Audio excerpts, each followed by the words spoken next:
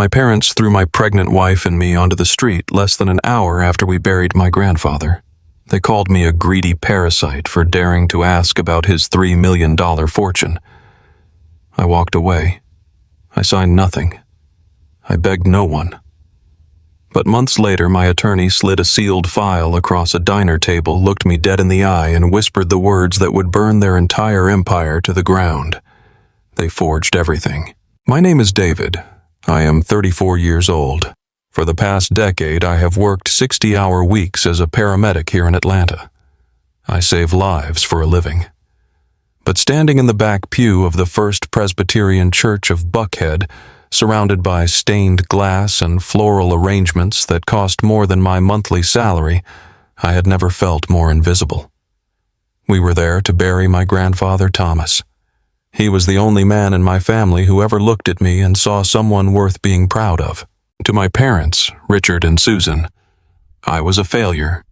They were the pillars of this wealthy suburban community. My mother sat in the front row, wearing a tailored black designer dress, dabbing at her perfectly dry eyes with a silk handkerchief every time the pastor looked in her direction. She cared more about how her grief appeared to the country club members sitting behind her than the fact that her father-in-law was actually gone. Beside her sat my father, Richard. His posture was rigid, his jaw set in a perfect mask of solemn dignity. He was a man who measured human worth strictly by bank account balances and job titles. And then there was my older brother, Bradley. Bradley was 38, a flashy commercial real estate developer who acted like he owned the entire city. Even here at our grandfather's funeral, Bradley stood in a $4,000 custom suit, his head bowed. But from where I was standing in the back, I could see the glow of his smartphone hidden behind his memorial program. He was checking emails.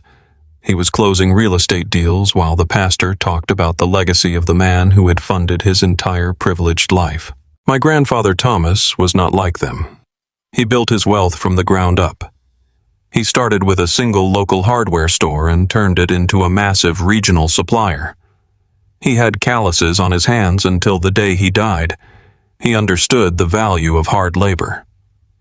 When I told the family I wanted to be a paramedic instead of going to law school or joining the family business, my father stopped speaking to me for 6 months.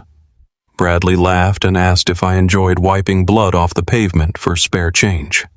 But Grandpa Thomas had pulled me aside, gripped my shoulder, and told me that a man who serves others is the only kind of man worth remembering. I missed him so much it felt like a physical weight crushing my chest. I did not want a single dime of his $3 million estate. I did not care about the money. I never had. But there was one thing I did care about. For as long as I could remember, Grandpa Thomas wore a vintage Hamilton watch with a scratched leather band. He bought it with his very first paycheck when he was just a teenager. During his final days in hospice, when his mind was fading and his hands were trembling, he made me promise to take it. He said he wanted me to wear it, so I would always remember that real wealth is measured by the time you spend helping people, not the money you hoard. He told me he had given it to my father for safekeeping until after the funeral. When the service finally ended, the congregation moved toward the grand reception hall attached to the church. Waiters in crisp white shirts were already walking around with silver trays of appetizers. It felt less like a memorial and more like a high society networking event. I watched my father shaking hands with church elders and local politicians, accepting their condolences with practiced somber smiles. Bradley was already working the room loudly, discussing a new commercial zoning permit with a city councilman. I waited for a quiet moment. I smoothed down the lapels of my off-the-rack suit, took a deep breath, and walked over to my father. He was standing near a large memorial floral wreath, talking to Elder Harrison, a wealthy regional banker who held a massive amount of influence in their specific social circle. I kept my voice low and respectful. I said, "Dad, do you have a minute?" Richard turned to me. The warm, gracious smile he had been giving the church elder instantly vanished, replaced by a cold, hard stare. He sighed deeply as if my mere presence was an exhausting burden. He said, "What is it, David?" "We are busy honoring your grandfather."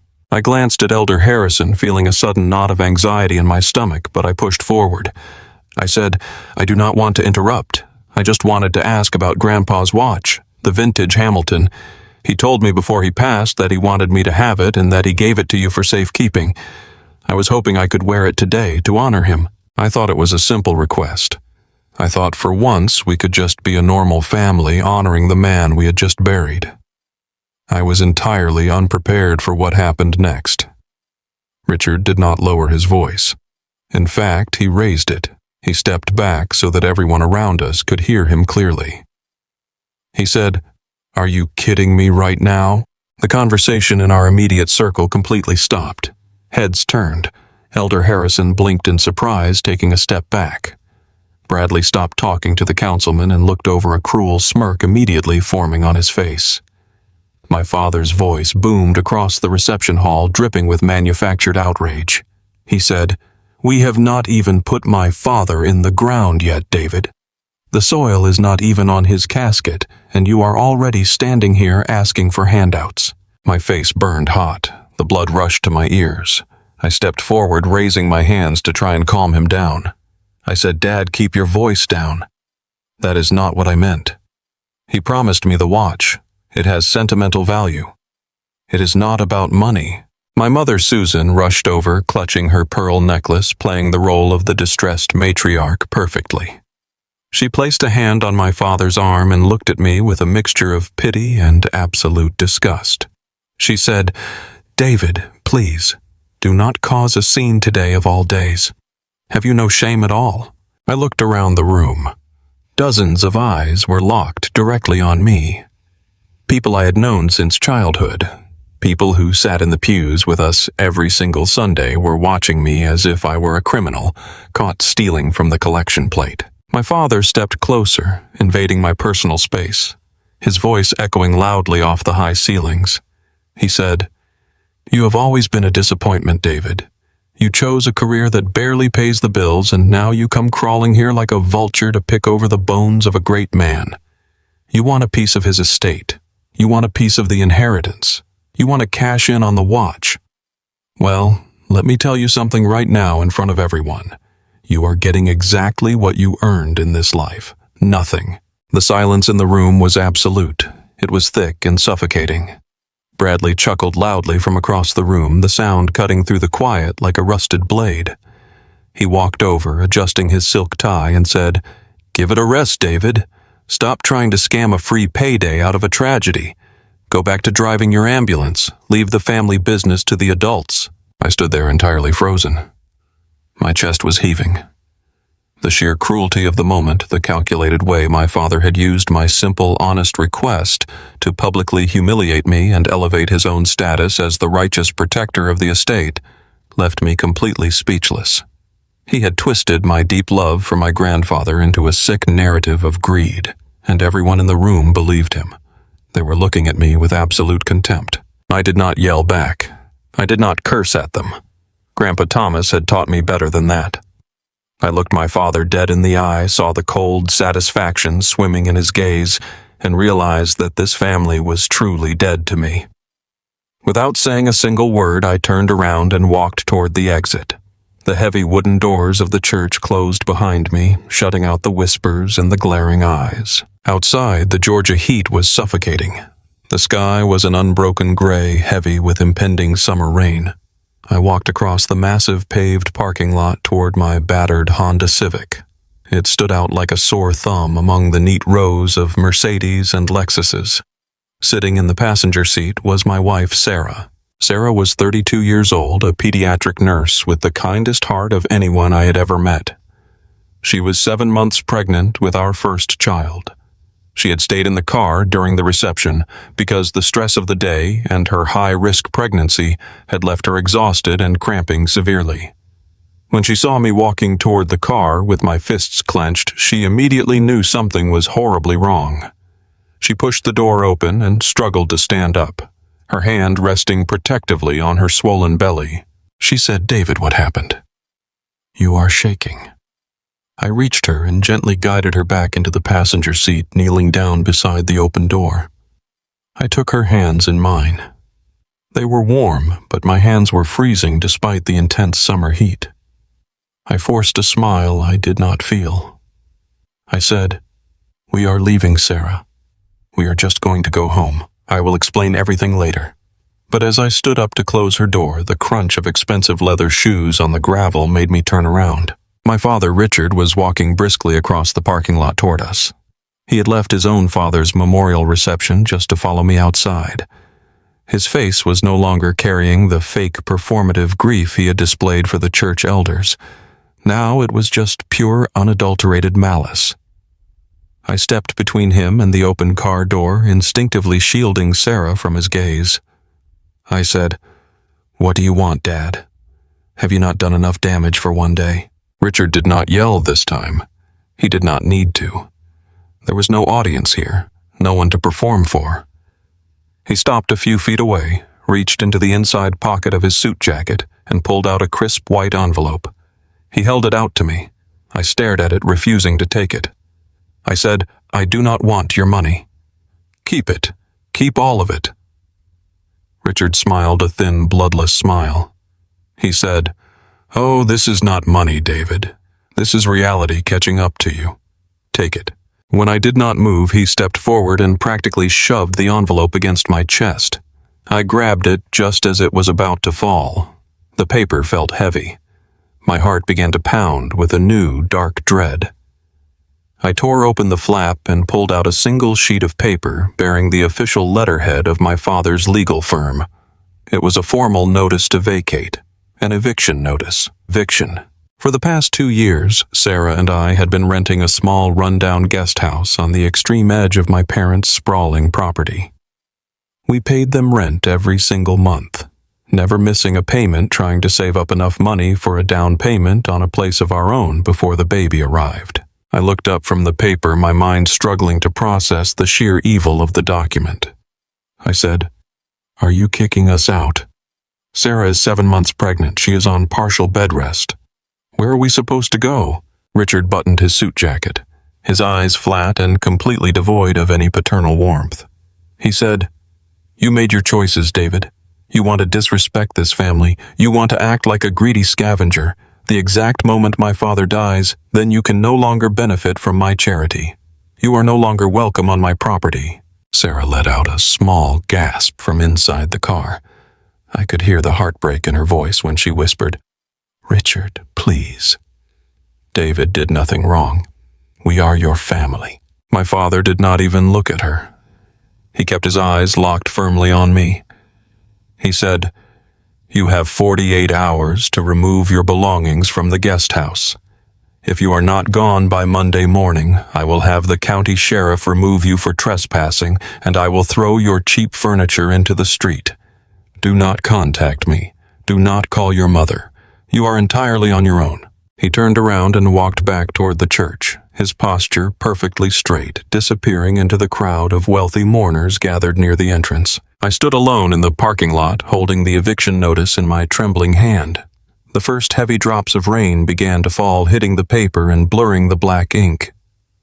I looked at the church, at the empire my grandfather had built with honesty and sweat, now entirely controlled by people who had neither. I had no money. I had no home.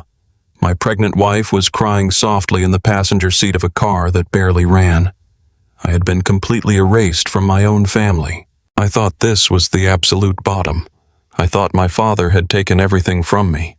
But I had no idea that the nightmare was just beginning, and that the brutal chain of events set into motion that afternoon would soon force me into a war I never asked for. The next 48 hours were a blur of cardboard boxes and suffocating Georgia heat. I spent the weekend dismantling the life my wife and I had built in that tiny guest house. Every time I taped a box shut, I felt like I was sealing away a piece of my own dignity. Sarah tried to help, but her pregnancy was high risk. Her ankles were swollen, and the stress of my father's sudden eviction notice had caused her blood pressure to spike dangerously high. I forced her to sit on the one chair we had not packed yet, handing her a glass of water while I carried our entire existence into the back of a rented moving truck. I felt like a complete failure as a husband. A man is supposed to provide a safe harbor for his family, and here I was dragging my pregnant wife out onto the street just days after losing the only man who ever truly believed in me. I did not understand how my father could be so completely void of empathy. I did not understand how he could look at his own grandchild growing inside my wife and still demand we vacate the property. But there was no time for anger right then. Survival was the only thing that mattered. Before we turned in the keys, I had one final obligation to fulfill. The formal reading of my grandfather's will was scheduled for Monday morning at my parents' estate. I told Sarah to wait at her sister's house, where it was cool and safe. I drove my battered Honda Civic up the long manicured driveway of my parents' massive colonial home. The contrast between my life and theirs had never felt more violently clear. Their driveway was lined with imported stone and perfectly trimmed oak trees. My car engine sputtered and coughed as I parked next to Bradley's brand new Porsche. I walked up the heavy brick steps and knocked on the front door. The housekeeper let me in without a word, her eyes cast firmly down at the floor. I walked into the grand study. The room smelled of rich mahogany, expensive leather, and freshly brewed artisanal coffee. My father Richard and my mother Susan were seated on a plush velvet sofa. Bradley sat in a high-backed leather armchair, swirling a glass of sparkling water. Standing at the head of the massive wooden conference table was a man I had never seen before. He wore a sharp tailored suit and a gold tie clip. My father did not offer me a seat. He simply nodded to the stranger and told him to begin. The man introduced himself as the new estate attorney for the family. I immediately felt a cold knot tighten in my stomach. For 30 years, Grandpa Thomas had used an old-school, fiercely loyal local attorney who knew our family inside and out. This new man looked like a corporate shark, the kind of lawyer Bradley usually hired to crush small business owners when he wanted their land. The lawyer opened a thick leather binder and began to read the legal jargon in a flat, clinical voice. I stood near the doorway, waiting for some kind of explanation. Some final message from my grandfather that would make sense of the nightmare my family had unleashed on me. The lawyer cleared his throat and announced the total liquid assets of the estate. $3 million. He read the terms of the distribution smoothly and quickly. The entire $3 million fortune was to be split cleanly down the middle. 50% to my parents, Richard and Susan. 50% to my older brother, Bradley. All physical properties, stock portfolios, and corporate holdings were also transferred directly into Bradley's name to be managed under his real estate development firm. My parents nodded in solemn agreement, exactly as if they had known the outcome all along. Bradley took a slow sip of his water, his face entirely unreadable, though I could see the faint trace of a smug smile tugging at the corners of his mouth. The lawyer turned the page. He looked up at me for the first time since I walked into the room. He reached into the leather folder and pulled out a small, stark white envelope. He said, "And finally, regarding the youngest grandson, David." He picked up the envelope and walked across the room, extending his hand. I took it, my fingers brushing against the heavy, expensive cardstock. I opened the flap. Inside, there was a single crisp $1 bill. Folded around the dollar was a piece of typed paper. The lawyer stepped back and spoke in a voice entirely devoid of human emotion. He said, "The deceased requested that this addendum be read aloud for the record." He looked at a copy on his desk and began to read. The words hit me like physical blows. "To my grandson David, I leave you the sum of exactly $1.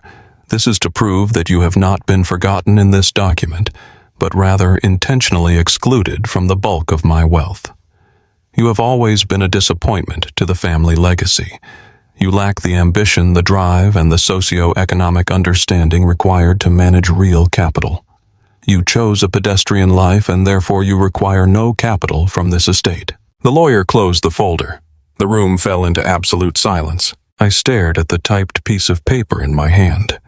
My mind was spinning. The words printed on that page were completely foreign. My grandfather was a man who dropped out of high school to work in a lumber yard. He built his wealth with calloused hands and raw determination. He never used phrases like socioeconomic understanding or real capital. He was a straightforward, rugged man who valued honesty above all else. He had always praised my decision to become a paramedic. He had told me countless times that saving a human life was worth more than closing a corporate deal. I looked up from the paper. My father was staring at me with a look of absolute triumph. My mother looked away, pretending to be deeply saddened by my supposed failure. I tightened my grip on the paper and crumpled it into my fist. I said, "This is a lie." My father stood up instantly. He said, "Excuse me." I stepped forward, my voice rising in the quiet room. I said, "This is a lie." Grandpa Thomas never wrote this. He never spoke like this in his entire life. He did not care about socioeconomic status. He cared about hard work. He promised me his vintage watch. He never cared about this corporate nonsense. "You forced this. You manipulated this." Bradley let out a loud, mocking laugh. He stood up from his leather chair and walked over to me, casually adjusting his expensive cuffs. He towered over me, his face twisting into a sneer of pure contempt. Bradley said, "You really just cannot accept reality, can you, David? You always thought you were the favorite because the old man humored your little ambulance-driving hobby. But when it came down to the real world, when it came down to protecting the legacy, he knew exactly who was capable and who was a failure." I stood my ground, my heart pounding against my ribs. I said, "You wrote this, Bradley. You and Dad. I do not know how you got him to sign it, but I know this is not his voice." Bradley stepped so close to me I could smell the expensive cologne radiating off his suit. He spoke in a low, dangerous tone that only I could hear. He said, "It does not matter what you think, little brother. It is signed. It is legally binding. You wanted to be a hero, right? You wanted to save the poor and the broken. Well, guess what? Saving lives does not pay the bills. Take your little dollar bill, get out of our house, and buy yourself a clue." My father walked over and pointed toward the heavy oak doors. He said, "You have your inheritance, David. Now leave. The 48-hour notice still stands. If your trash is not off my property by tonight, I will have it hauled to the local dump." I looked at the three of them, my own mother, my father, and my brother. They stood together like a solid wall of greed and entitlement. They had successfully erased me from my grandfather's legacy. They had stripped me of my dignity, my home, and my family history all in a single weekend. I did not scream. I did not throw a punch. I simply dropped the crumpled typed letter onto the pristine hardwood floor, kept the $1 bill in my hand, and walked out of the room. The drive to our new apartment was the longest drive of my entire life. Because I had no savings and terrible credit from years of low paramedic wages, the only place I could secure on such short notice was a dingy third-floor walk-up in a bad part of town. The building smelled heavily of bleach and old rotting carpet. The air conditioning was broken and the Georgia heat trapped inside the small rooms was completely suffocating. I spent the rest of the day carrying heavy cardboard boxes up 3 flights of stairs. My legs burned and my back ached, but the physical pain was a welcome distraction from the mental agony of what had just happened at the mansion. Sarah sat on a mattress we had placed directly on the floor in the corner of the small bedroom. She was quiet, her hands resting gently on her stomach, trying to stay calm for the sake of the baby. I promised her everything would be fine. I told her I would pick up extra night shifts at the hospital. I told her I would work 100 hours a week if I had to. I promised her I would never let her or our child go without. By midnight, the apartment was filled with towers of unorganized boxes. I was dripping with sweat, completely exhausted to my bones. I sat down on the floor next to Sarah, running my hands over my face. I pulled my phone out of my pocket just to check the time. There was a new notification on the screen. It was an urgent email from my paramedic supervisor sent directly from the hospital administration office. The subject line read, "Immediate disciplinary suspension." My breath caught in my throat. I opened the email, my hands shaking uncontrollably. The words blurred together on the bright screen. The hospital administration informed me that a formal anonymous ethics complaint had been filed against me earlier that afternoon. The complaint alleged that I had been stealing heavy prescription painkillers from the medical supply locker over the past 3 months. Because of the severity of the accusations, my medical license was temporarily suspended pending a full state board investigation. I was barred from entering the hospital, barred from contacting any patients, and stripped of all pay effectively immediately. I stared at the screen in absolute horror. The timing was too perfect. The accusation of being a desperate, greedy thief perfectly matched the narrative my parents were spreading about me at their country club. They were not satisfied with simply taking my inheritance. They were not satisfied with kicking my pregnant wife out onto the street. Bradley wanted to make absolutely sure that I was completely destroyed, stripped of my income, and too broke to ever hire a lawyer and challenge their forged documents. I looked over at Sarah. She had finally fallen asleep, her breathing shallow and uneven in the stifling heat of the room. We had no money. We had no family. And now the only career I had ever known, the only way I knew how to put food on the table, was gone. I was backed into a corner so dark I could not see a single way out. I gripped the phone until my knuckles turned entirely white, trapped in a nightmare from which I could not wake up. I woke up the next morning feeling like the walls of our cramped new apartment were physically closing in on me. The email from my supervisor was not a bad dream. It was still right there on my glowing phone screen, a digital death sentence for my career. I looked over at Sarah. She was fast asleep on the mattress we had placed directly on the floor because we had not had the time or energy to assemble the bed frame. Her face was pale, and there were dark circles under her eyes. I kissed her forehead gently, put on my crisp blue paramedic uniform for what felt like the last time, and drove straight to the hospital administration building. I foolishly thought I could clear this up. I had a spotless record for a decade. I had saved hundreds of lives in this city. I thought my reputation would shield me. I walked into the Human Resources office expecting to find my immediate supervisor ready to hash out a simple misunderstanding. Instead, I was met by the head of Human Resources and a hospital union representative.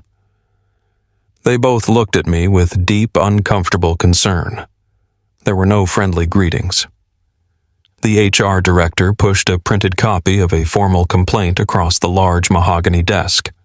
I picked it up and the words leaped off the page, making my stomach drop to the floor.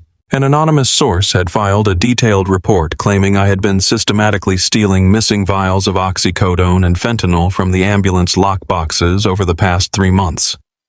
The complaint explicitly stated I was selling the narcotics to cover massive personal debts.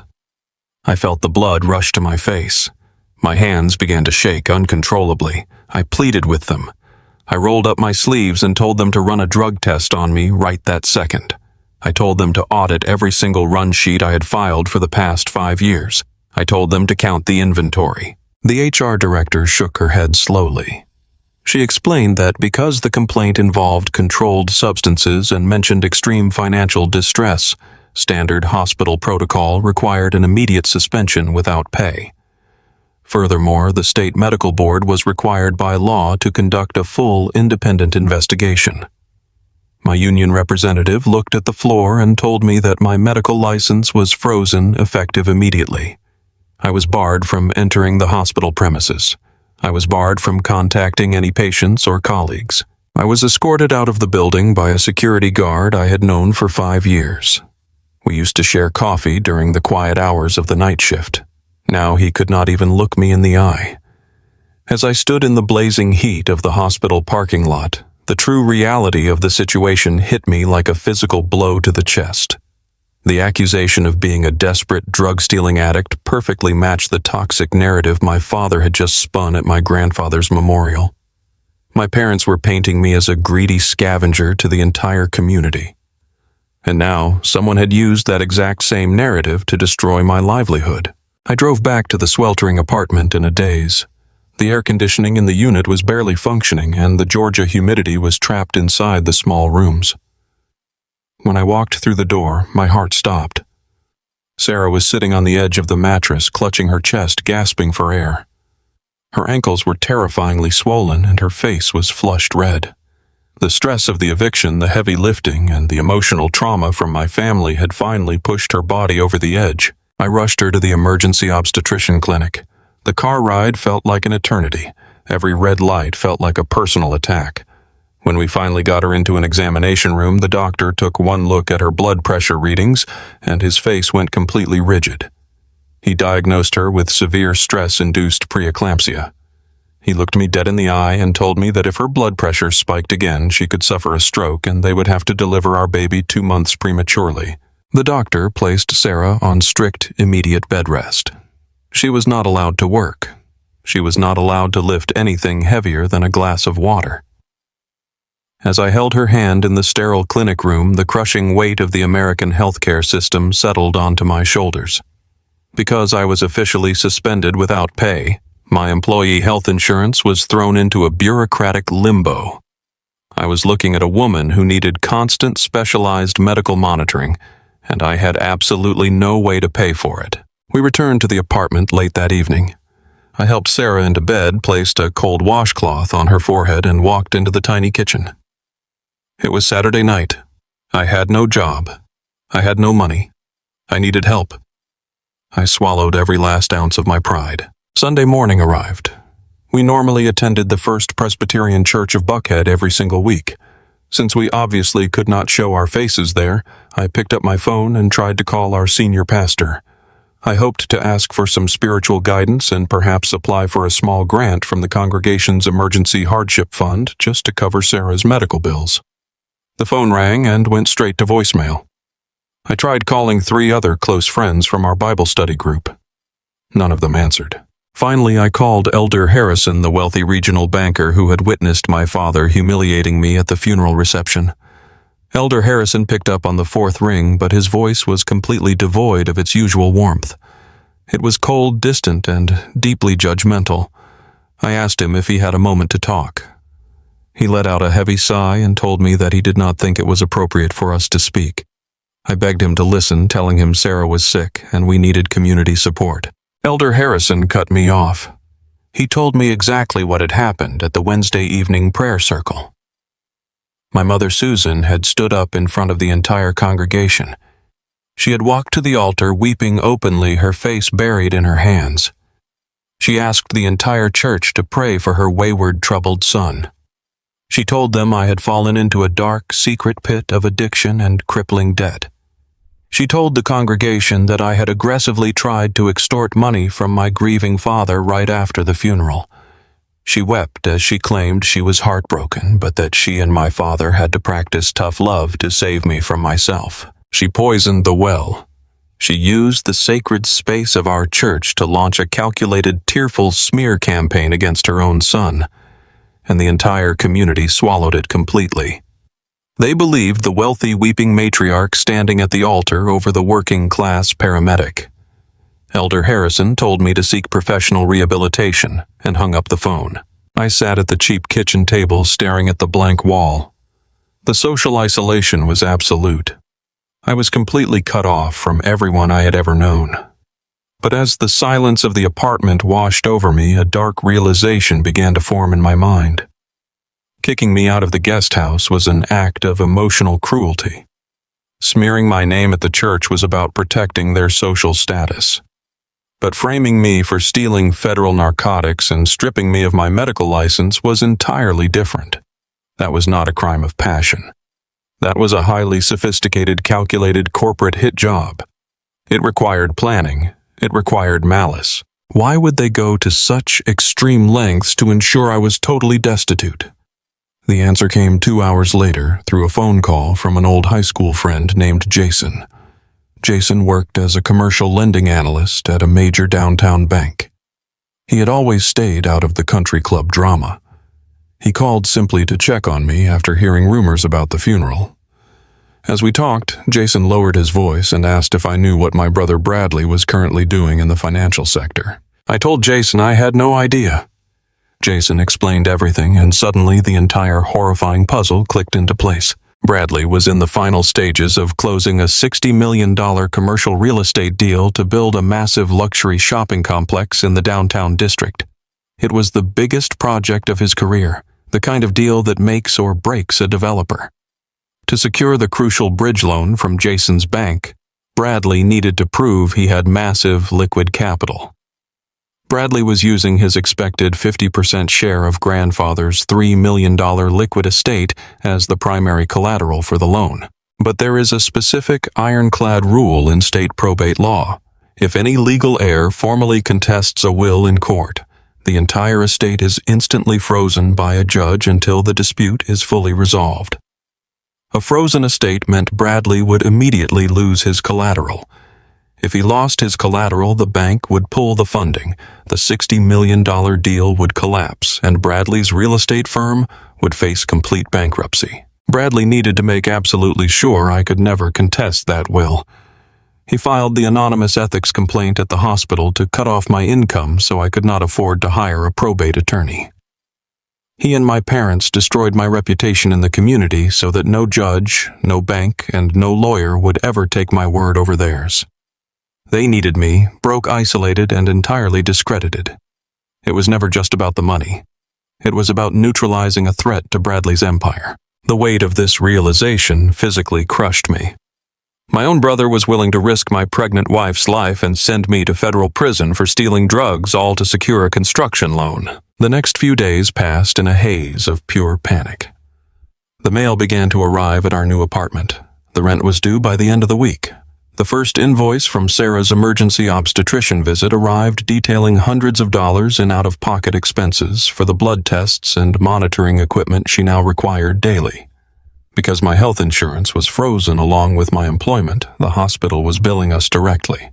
I sat on the floor of the living room surrounded by unpacked cardboard boxes holding the stack of thick envelopes. My chest was tight.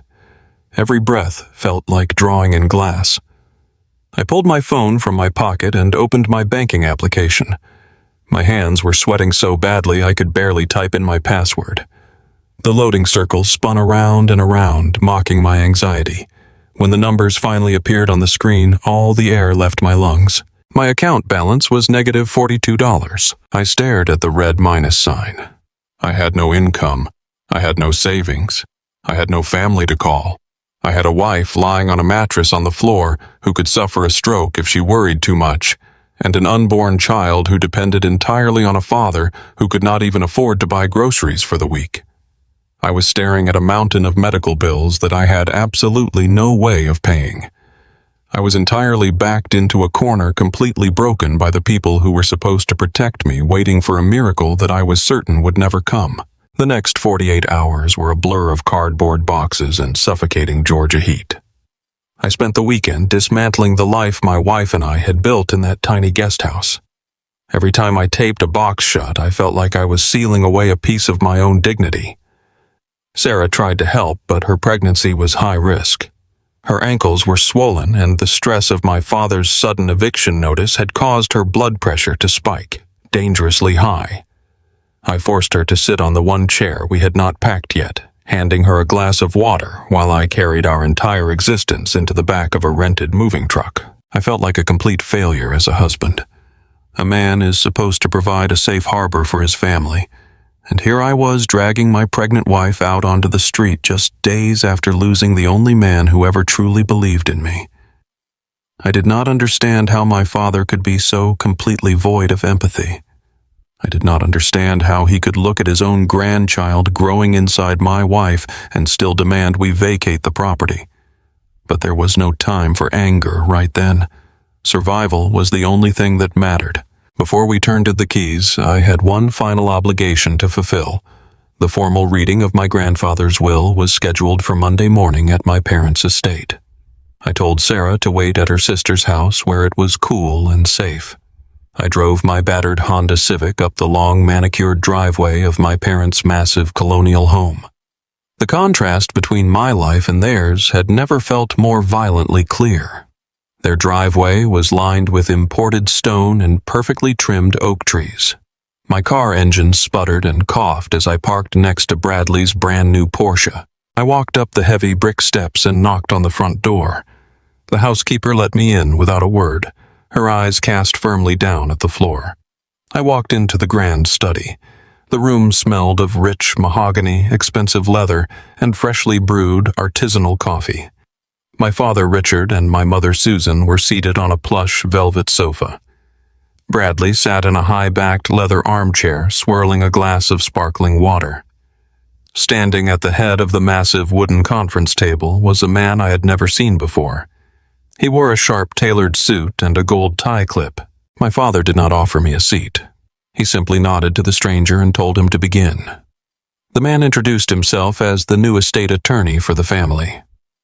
I immediately felt a cold knot tighten in my stomach.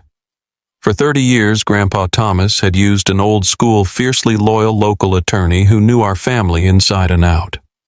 This new man looked like a corporate shark, the kind of lawyer Bradley usually hired to crush small business owners when he wanted their land. The lawyer opened a thick leather binder and began to read the legal jargon in a flat, clinical voice. I stood near the doorway waiting for some kind of explanation, some final message from my grandfather that would make sense of the nightmare my family had unleashed on me. The lawyer cleared his throat and announced the total liquid assets of the estate. $3 million. He read the terms of the distribution smoothly and quickly. The entire $3 million fortune was to be split cleanly down the middle. 50% to my parents, Richard and Susan. 50% to my older brother, Bradley. All physical properties, stock portfolios, and corporate holdings were also transferred directly into Bradley's name to be managed under his real estate development firm. My parents nodded in solemn agreement, exactly as if they had known the outcome all along. Bradley took a slow sip of his water, his face entirely unreadable, though I could see the faint trace of a smug smile tugging at the corners of his mouth. The lawyer turned the page. He looked up at me for the first time since I walked into the room. He reached into the leather folder and pulled out a small, stark white envelope. He said, "And finally regarding the youngest grandson, David." He picked up the envelope and walked across the room, extending his hand. I took it, my fingers brushing against the heavy, expensive cardstock. I opened the flap. Inside there was a single crisp $1 bill. Folded around the dollar was a piece of typed paper. The lawyer stepped back and spoke in a voice entirely devoid of human emotion. He said the deceased requested that this addendum be read aloud for the record. He looked at a copy on his desk and began to read. The words hit me like physical blows. To my grandson David, I leave you the sum of exactly $1. This is to prove that you have not been forgotten in this document, but rather intentionally excluded from the bulk of my wealth. You have always been a disappointment to the family legacy. You lack the ambition, the drive, and the socio-economic understanding required to manage real capital. You chose a pedestrian life, and therefore you require no capital from this estate. The lawyer closed the folder. The room fell into absolute silence. I stared at the typed piece of paper in my hand. My mind was spinning. The words printed on that page were completely foreign. My grandfather was a man who dropped out of high school to work in a lumber yard. He built his wealth with calloused hands and raw determination. He never used phrases like socio-economic understanding or real capital. He was a straightforward, rugged man who valued honesty above all else. He had always praised my decision to become a paramedic. He had told me countless times that saving a human life was worth more than closing a corporate deal. I looked up from the paper. My father was staring at me with a look of absolute triumph. My mother looked away, pretending to be deeply saddened by my supposed failure.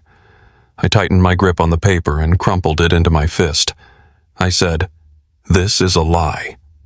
My father stood up instantly. He said, "Excuse me." I stepped forward, my voice rising in the quiet room. I said, "This is a lie. Grandpa Thomas never wrote this. He never spoke like this in his entire life. He did not care about socio-economic status. He cared about hard work. He promised me his vintage watch. He never cared about this corporate nonsense. You forced this. You manipulated this." Bradley let out a loud, mocking laugh. He stood up from his leather chair and walked over to me, casually adjusting his expensive cuffs. He towered over me, his face twisting into a sneer of pure contempt. Bradley said, "You really just cannot accept reality, can you, David? You always thought you were the favorite because the old man humored your little ambulance-driving hobby. But when it came down to the real world, when it came down to protecting the legacy, he knew exactly who was capable and who was a failure." I stood my ground, my heart pounding against my ribs. I said, "You wrote this, Bradley, you and Dad. I do not know how you got him to sign it, but I know this is not his voice." Bradley stepped so close to me I could smell the expensive cologne radiating off his suit. He spoke in a low, dangerous tone that only I could hear. He said, "It does not matter what you think, little brother. It is signed. It is legally binding. You wanted to be a hero, right? You wanted to save the poor and the broken. Well, guess what? Saving lives does not pay the bills. Take your little dollar bill, get out of our house, and buy yourself a clue." My father walked over and pointed toward the heavy oak doors. He said, "You have your inheritance, David. Now leave. The 48-hour notice still stands. If your trash is not off my property by tonight, I will have it hauled to the local dump." I looked at the three of them. My own mother, my father, and my brother. They stood together like a solid wall of greed and entitlement. They had successfully erased me from my grandfather's legacy. They had stripped me of my dignity, my home, and my family history, all in a single weekend. I did not scream. I did not throw a punch. I simply dropped the crumpled typed letter onto the pristine hardwood floor, kept the $1 bill in my hand, and walked out of the room. The drive to our new apartment was the longest drive of my entire life. Because I had no savings and terrible credit from years of low paramedic wages, the only place I could secure on such short notice was a dingy third-floor walk-up in a bad part of town. The building smelled heavily of bleach and old rotting carpet. The air conditioning was broken, and the Georgia heat trapped inside the small rooms was completely suffocating. I spent the rest of the day carrying heavy cardboard boxes up 3 flights of stairs. My legs burned and my back ached, but the physical pain was a welcome distraction from the mental agony of what had just happened at the mansion. Sarah sat on a mattress we had placed directly on the floor in the corner of the small bedroom. She was quiet, her hands resting gently on her stomach, trying to stay calm for the sake of the baby.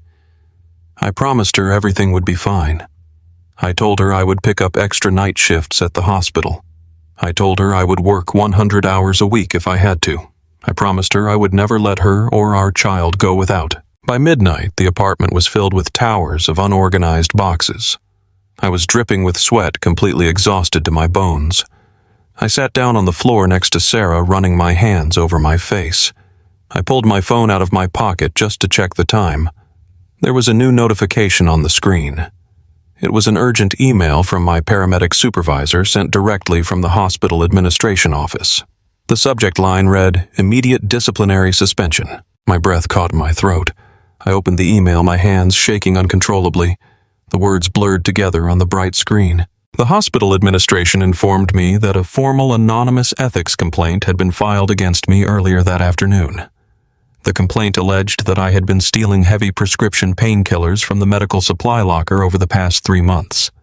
Because of the severity of the accusations, my medical license was temporarily suspended pending a full state board investigation. I was barred from entering the hospital, barred from contacting any patients, and stripped of all pay effectively immediately. I stared at the screen in absolute horror. The timing was too perfect. The accusation of being a desperate, greedy thief perfectly matched the narrative my parents were spreading about me at their country club. They were not satisfied with simply taking my inheritance. They were not satisfied with kicking my pregnant wife out onto the street.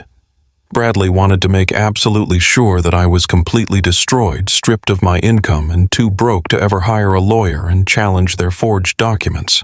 I looked over at Sarah. She had finally fallen asleep, her breathing shallow and uneven in the stifling heat of the room.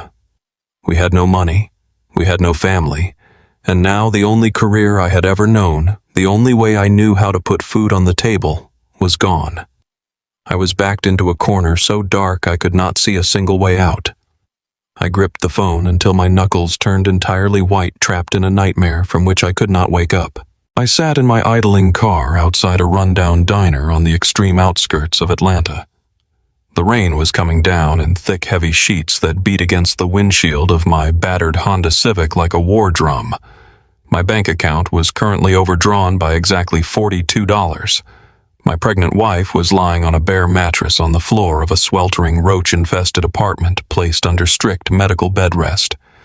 I had just been stripped of my paramedic license because of a completely fabricated anonymous ethics complaint accusing me of stealing hospital narcotics. I was a man entirely out of options, trapped in a corner so dark I could not see my own hands in front of my face. When my phone had rung earlier and an old, raspy voice told me I was in terrible danger, I did not even ask questions. I did not care who was on the other end of the line. I just put the car in gear and drove. I pushed open the heavy glass door of the diner. The bell above the door jingled weakly. The smell of stale coffee and fried grease hung heavy in the damp air. The place was nearly empty except for a few weary truck drivers hunched over their plates and one man sitting in the very back booth hidden in the shadows. Charles Sterling did not look like the kind of high-powered attorney who managed multi-million-dollar estates for the wealthy elite of Georgia. He looked like a man who had survived decades of brutal, unforgiving courtroom wars. He wore a faded beige trench coat over a sharp but distinctly outdated gray suit. His silver hair was neatly parted and his dark eyes were sharp, calculating, and completely awake. He had been my grandfather Thomas's personal attorney and closest confidant for 30 long years. They had built legal strategies together back when my grandfather was still working out of a dusty lumber yard. But I had not seen Charles Sterling at the funeral. I had not seen him at the formal will reading at my parents' mansion where I was handed a $1 bill and a letter calling me a pathetic failure. I walked over to the back booth and slid into the cracked vinyl seat across from him. He did not offer a warm greeting. He did not offer empty condolences about my grandfather passing away. He simply stared at me for a long moment, studying the dark circles under my eyes, the exhaustion etched into my jaw, and the cheap, rain-soaked paramedic uniform I was still wearing. Sterling pushed a steaming mug of black coffee across the sticky table toward me. He folded his hands together. They were spotted with age, but completely steady. He spoke in a low, gravelly voice that immediately commanded absolute attention. He asked me how much money my father Richard and my brother Bradley had offered me to walk away and keep my mouth shut. I looked at him in pure shock. I asked him how he could possibly know about that. I had just left Bradley's luxury downtown commercial real estate office a few hours prior. That was where my father and my brother had sat drinking expensive champagne, mocking my poverty, and dangling a $10,000 check in my face. They told me I could have the money to pay for my wife's medical bills, but only if I signed an ironclad non-disclosure agreement and a legally binding waiver permanently forfeiting any right to ever contest the estate or request a financial audit. I had torn the check in half and thrown it on Bradley's polished mahogany desk. Sterling gave a grim, humorless smile. He said they were acting extremely sloppy because they were getting incredibly desperate. He took a sip of his coffee and dropped a bombshell that made my blood run completely cold. He told me that my father had marched into his law office and officially fired him exactly 3 weeks before my grandfather passed away. My father had arrived with Bradley by his side, flanked by 2 expensive corporate lawyers. They presented a highly questionable medical power of attorney claiming my grandfather was no longer of sound mind. They aggressively seized control of all his legal affairs and ordered Sterling to hand over all active files. I shook my head vehemently. I told Sterling that made absolutely no sense. Grandpa Thomas was incredibly sharp until his very last breath. His physical body was failing from the illness, but his mind was like a steel trap. He remembered childhood stories, he remembered financial figures, and he remembered exactly who people truly were. Sterling nodded slowly in agreement. He said he knew that perfectly well. And more importantly, my grandfather knew exactly what my father and Bradley were truly capable of doing once he was gone. That is why 3 weeks before he died, my grandfather called Sterling to his house in the middle of the night, completely bypassing my father's newly established legal control. They sat in his private study with the doors locked and drafted a completely new, true final will and testament. My heart began to hammer against my ribs like a trapped bird. I leaned across the table, ignoring the spilled sugar and coffee stains. I asked Sterling what was written in that final will. I asked him why the slick new corporate lawyer had read a completely different document at the mansion, a document where I was systematically excluded and humiliated in front of the entire family. Sterling reached down into his worn leather briefcase resting on the floor. He pulled out a thick, heavy manila folder and set it down firmly on the table between us. He said the document that was read aloud at the mansion was a masterpiece of legal deception. He opened the folder and took out a high-quality photocopy of the will my parents and Bradley had officially submitted to the state probate court. It was the exact same document that stripped me of everything and handed them the entire $3 million liquid estate to be split cleanly down the middle. Sterling pushed the paper toward me. He pulled a heavy silver pen from his inside jacket pocket and used the metal tip to point directly at the bottom of the very first page. He told me to look closely at the ink. He said he had been practicing probate law in the state of Georgia for over 40 years, and he knew a rat the second he smelled one. He pointed to the blue notary stamp pressed into the bottom corner of the page. It was an official state seal authenticating my grandfather's signature. I looked at the date stamped inside the blue ink circle. It was dated exactly 2 days before my grandfather died. Sterling looked at me and asked where my grandfather was exactly 2 days before he passed away. The realization hit me with the crushing force of a freight train. I told Sterling that Grandpa Thomas was in the intensive care unit at the downtown hospital. He was hooked up to a ventilator machine. He was constantly monitored by nurses, and only immediate family members were allowed inside the highly restricted critical care ward. There was absolutely no way a public notary walked into an intensive care unit to stamp a complex legal document without the hospital security and the nursing staff recording it in his official medical chart. Sterling nodded his head. He said that was their first fatal mistake. The date on the notary stamp was physically and logistically impossible. And worse, the public notary whose name was printed on that official seal was currently employed as a property manager at Bradley's commercial real estate firm. Then Sterling moved the tip of his silver pen down to the signature line itself. He told me to look closely at how my grandfather's name was signed. The ink spelled out Thomas William Vance.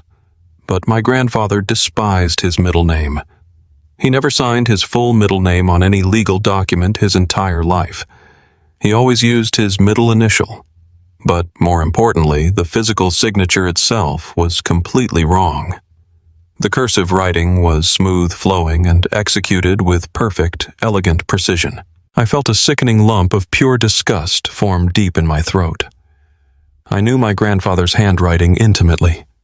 In his final months, his arthritis was so severe and his hands shook so violently that he could barely hold a soup spoon, let alone sign his name with that kind of flawless penmanship. His real signature during his final year was a jagged, messy, and broken scrawl.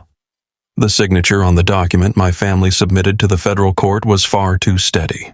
Sterling looked me dead in the eye and whispered the terrifying words that completely changed the entire trajectory of my life. He said, "They forged it, David. Your father and your brother forged the entire document. They manufactured a fake will from scratch. They manufactured that cruel typed letter you received just to ensure you would be too emotionally hurt and too deeply ashamed to ever question the legality of the paperwork." I sat back against the cold vinyl booth, completely paralyzed by the sheer magnitude of what I was hearing. My own flesh and blood. The people who raised me in their home. The people who sat in the front pews of our affluent church every single Sunday loudly preaching about morality, grace, and family values. They had actually orchestrated a massive federal crime just to cut me out and take everything for themselves, but I could not understand the logic behind it. I asked Sterling why they would go to such insane criminal lengths. $3 million was a massive amount of money to normal people, but Bradley was currently closing commercial real estate deals worth 20 times that amount. My parents lived in a massive colonial estate surrounded by luxury cars. They were already incredibly wealthy. Why would they risk going to federal prison just to steal a few $1,000,000 from a paramedic? Sterling took a slow, calculated sip of his black coffee. He said they did it because they got incredibly greedy and because they are completely blind to the truth. They only saw the $3 million sitting in your grandfather's obvious operating accounts. They foolishly thought that was the entire fortune. They needed that liquid cash immediately to use as collateral for Bradley's massive new downtown shopping complex project. Without that $3 million of liquid capital, Bradley's commercial bridge loan would instantly collapse, and his entire real estate development firm would face total bankruptcy. Sterling tapped the photocopy of the forged will again with his pen. He pointed to the third and most crucial legal error on the page. He said the forged will specifically listed out all of my grandfather's obvious bank accounts, his standard stock portfolios, and his visible mutual funds. But the forgery completely omitted a specific, hidden legal entity. It omitted a massive, irrevocable blind trust that my grandfather guarded with his entire life. Sterling explained that my grandfather was no fool. He knew Bradley was dangerously overextending his real estate business with toxic debt. He knew my father was desperately funding a lavish lifestyle he could not actually afford anymore. My grandfather knew they would eventually bankrupt themselves trying to maintain their fake high society image. So years ago, he moved the vast majority of his true wealth into a highly secure corporate blind trust. And in the real final will that they drafted in the middle of the night, he named only one single beneficiary to inherit that trust. Me. The sheer magnitude of the betrayal washed over me like freezing water. They did not just steal $3 million. They tried to steal my entire future. They tried to steal the specific legacy my grandfather carefully built to protect my wife and my unborn child.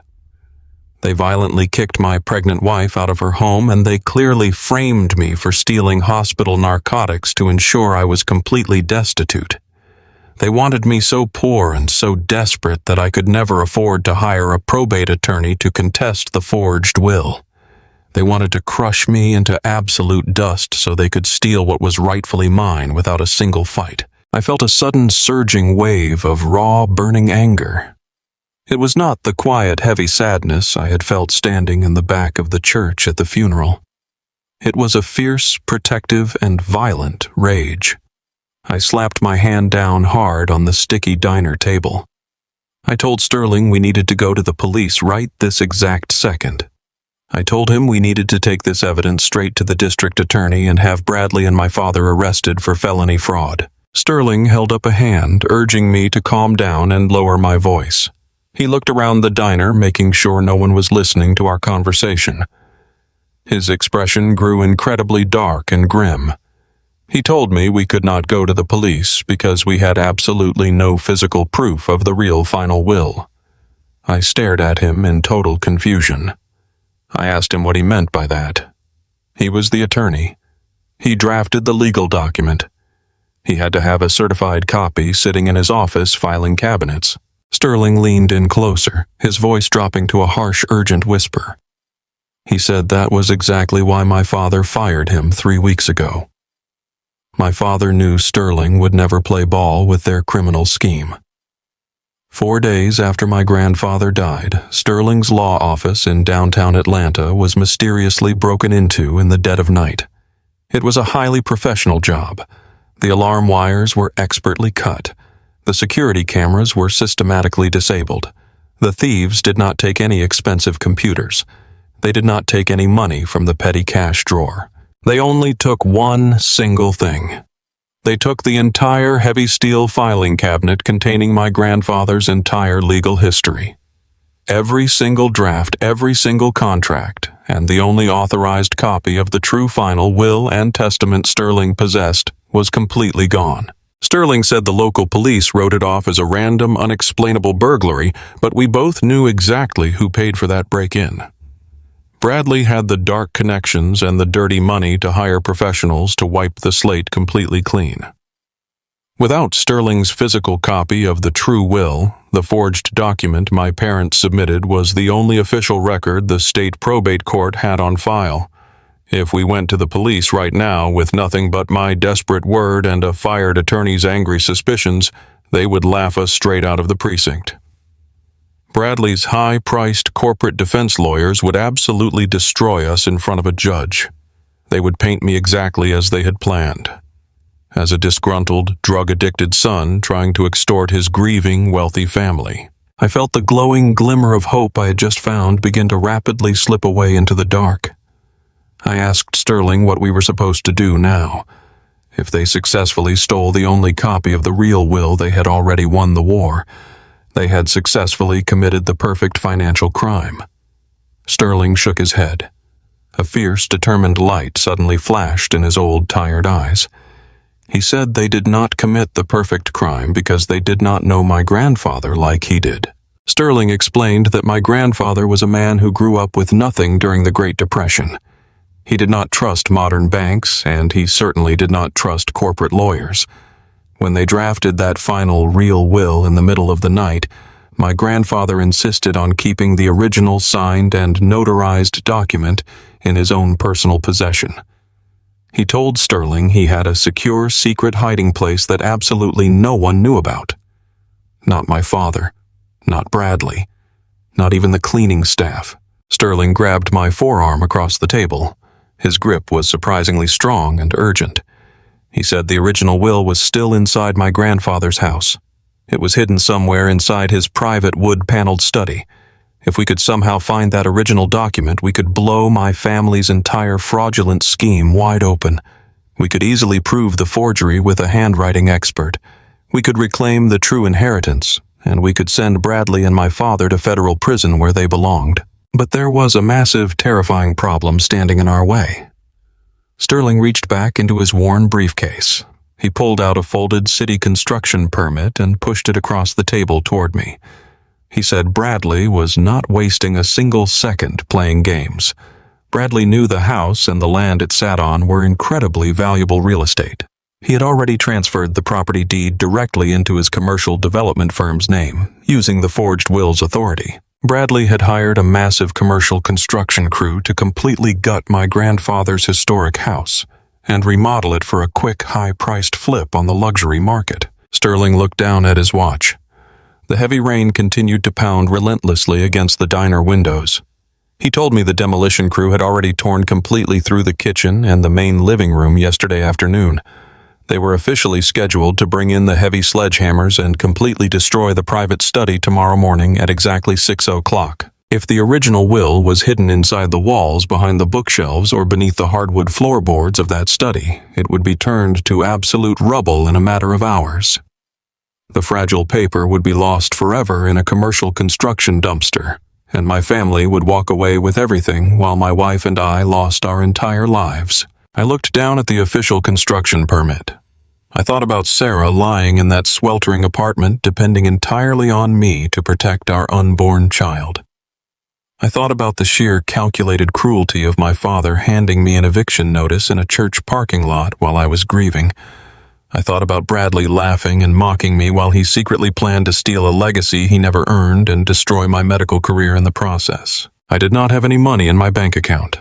I did not have a job to go to tomorrow. I was entirely out of safe, conventional options. But I had a functioning brain, and I knew the physical layout of my grandfather's old house better than anyone else in the world.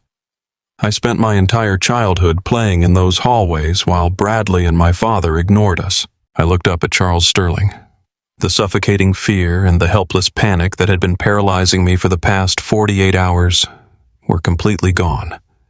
In its place was a cold, sharp, and deeply calculated determination. I folded the construction permit and shoved it deep into the pocket of my damp uniform jacket. I leaned forward and asked Sterling what time the private security guards changed their shifts at the property. Sterling smiled a dangerous, knowing smile. He told me the perimeter patrol rotated at exactly 2 o'clock in the morning. I had less than 6 hours to break into my grandfather's house, navigate a highly dangerous construction zone, outsmart my brother's hired private security team, and find a hidden document before the demolition crew arrived to erase the truth forever. The brutal war for my family's legacy had officially begun. The rain had not stopped since the moment my father handed me that eviction notice. It beat against the windshield of my Honda Civic in relentless rhythmic sheets as I navigated the winding, darkened roads toward my grandfather's estate. The clock on the dashboard glowed a dim green. It was exactly 2 in the morning. I parked my car 2 blocks away, pulling into the shadow of an overgrown oak tree so my taillights would not reflect off the wet pavement. I turned off the engine and sat in the quiet dark for a brief moment. I thought about my wife Sarah lying in our sweltering apartment, depending entirely on me to protect our unborn child. I thought about the sheer, malicious arrogance on my brother Bradley's face when he handed me that fake-typed letter. I pushed the car door open and stepped out into the freezing downpour. I did not have a flashlight. I could not risk the light drawing any attention. I pulled the collar of my dark rain jacket up and walked briskly down the familiar suburban sidewalk. When I reached my grandfather's property, I stopped dead in my tracks. The entire perimeter was surrounded by temporary chain-link construction fencing. Huge white signs bearing Bradley's commercial real estate company logo were zip-tied to the metal wiring declaring the site a restricted demolition zone. Bradley was wasting absolutely no time erasing our grandfather's legacy to build his own fake empire. I walked along the fence line until I found a spot near the old oak trees where the metal mesh was not properly secured to the concrete base. I dropped to my knees in the cold mud and shimmied underneath the sharp wire. I stood up on the other side and looked at the house. It was a massive, beautiful, historic home, but now it looked like a wounded animal. Huge industrial dumpsters sat in the driveway, overflowing with shattered drywall and splintered wood. I walked around the back of the house, carefully avoiding piles of discarded rusted pipes and broken glass. I headed straight for the old side door near the greenhouse. Bradley had undoubtedly changed the locks on the main entrance and the back patio doors, but this specific side door was hidden behind thick climbing ivy. It had always been stubborn and difficult to open.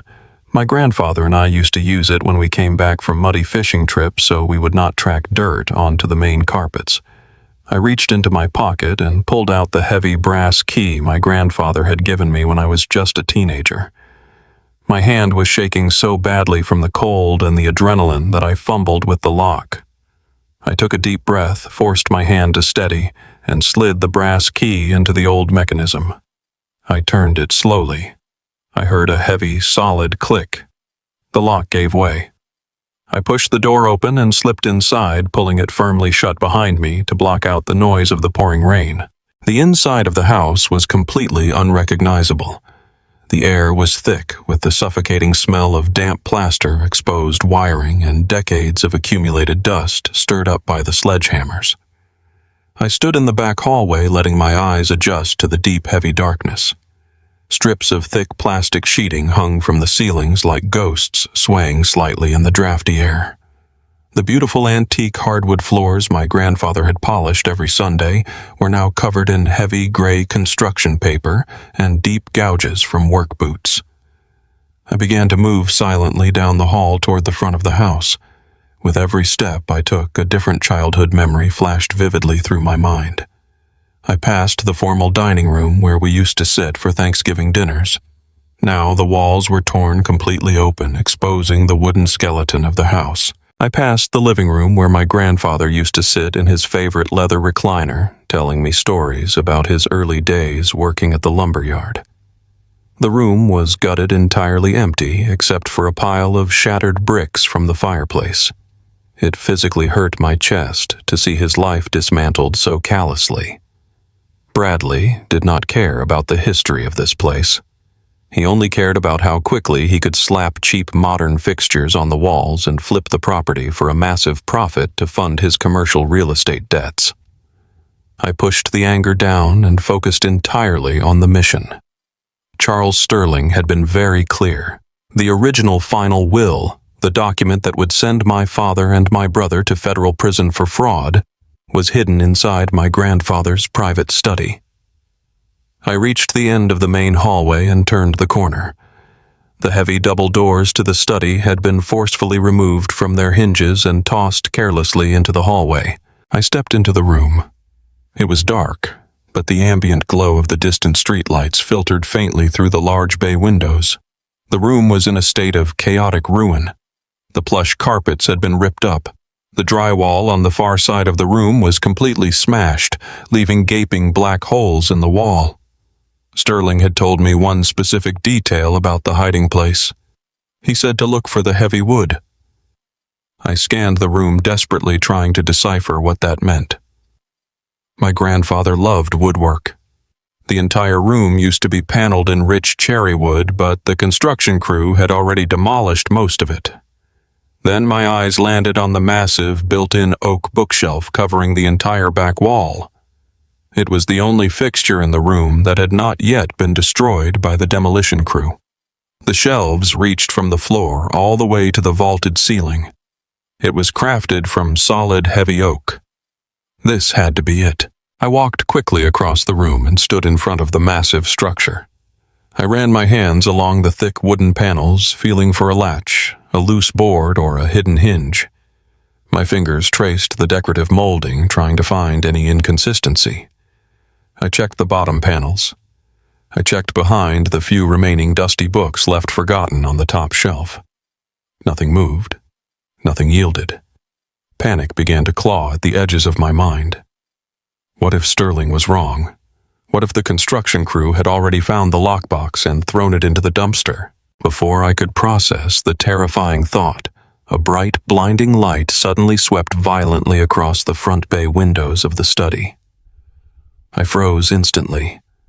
The heavy crunch of thick tires rolling over the gravel driveway echoed loudly through the gutted house. A vehicle had just pulled through the main construction gate. I dropped to the floor, pressing my back flat against the side of the heavy oak bookshelf. I heard the loud metallic slam of a heavy truck door echoing in the damp night air. Charles Sterling was right about the perimeter patrol, but I had lost track of the time. The private security guard had arrived for his shift rotation. I heard the heavy thud of tactical boots walking up the front porch steps. The front door handle rattled violently. I realized with absolute horror that I had left wet, muddy footprints trailing all the way from the side door straight down the main hallway leading directly to the study. I had to hide immediately. I scrambled across the floor of the study, crawling on my hands and knees toward the adjacent coat closet near the entryway. I pulled the narrow closet door open, slipped inside, and gently pulled it shut, leaving only a microscopic crack so I could see out into the room. The closet smelled of old cedar and damp wool. I pushed myself back into the deepest corner, holding my breath until my lungs burned. A bright white beam from a tactical flashlight cut through the darkness of the hallway outside. The heavy boots stepped into the study. The security guard was a massive man wearing a dark uniform jacket. He swept his flashlight across the gutted walls, illuminating the swirling clouds of construction dust in the air. The radio strapped to his shoulder crackled loudly with static. A dispatcher's voice asked if the perimeter was secure. The guard pressed the button on his shoulder mic and said he was clearing the interior because he saw fresh tracks in the mud outside. My heart hammered against my ribs so violently I thought the sound would echo through the empty house. The guard walked slowly around the room. He kicked a piece of broken drywall out of his path. His flashlight beam swept directly across the oak bookshelf, lingering on the empty shelves. Then he turned and walked straight toward the coat closet where I was hiding. The beam of his flashlight hit the crack in the door, sending a blinding sliver of white light directly across my face. I squeezed my eyes shut. I pressed my back against the wall so hard the wood groaned faintly. The guard stopped. He was standing less than 2 feet away from the closet door. I could hear his heavy breathing. I could hear the rain hitting the roof above us. If he pulled the door open, the entire plan was completely dead. I would be arrested for trespassing on my brother's legal property. My medical license would be permanently revoked. I would go to jail, and my pregnant wife would be left utterly alone. The silence stretched out for what felt like an eternity. The guard stood perfectly still. Then his radio crackled again. The dispatcher asked for his location. The guard sighed heavily, turned around, and pressed his mic. He told the dispatcher the main floor was completely clear and he was heading upstairs to check the second level.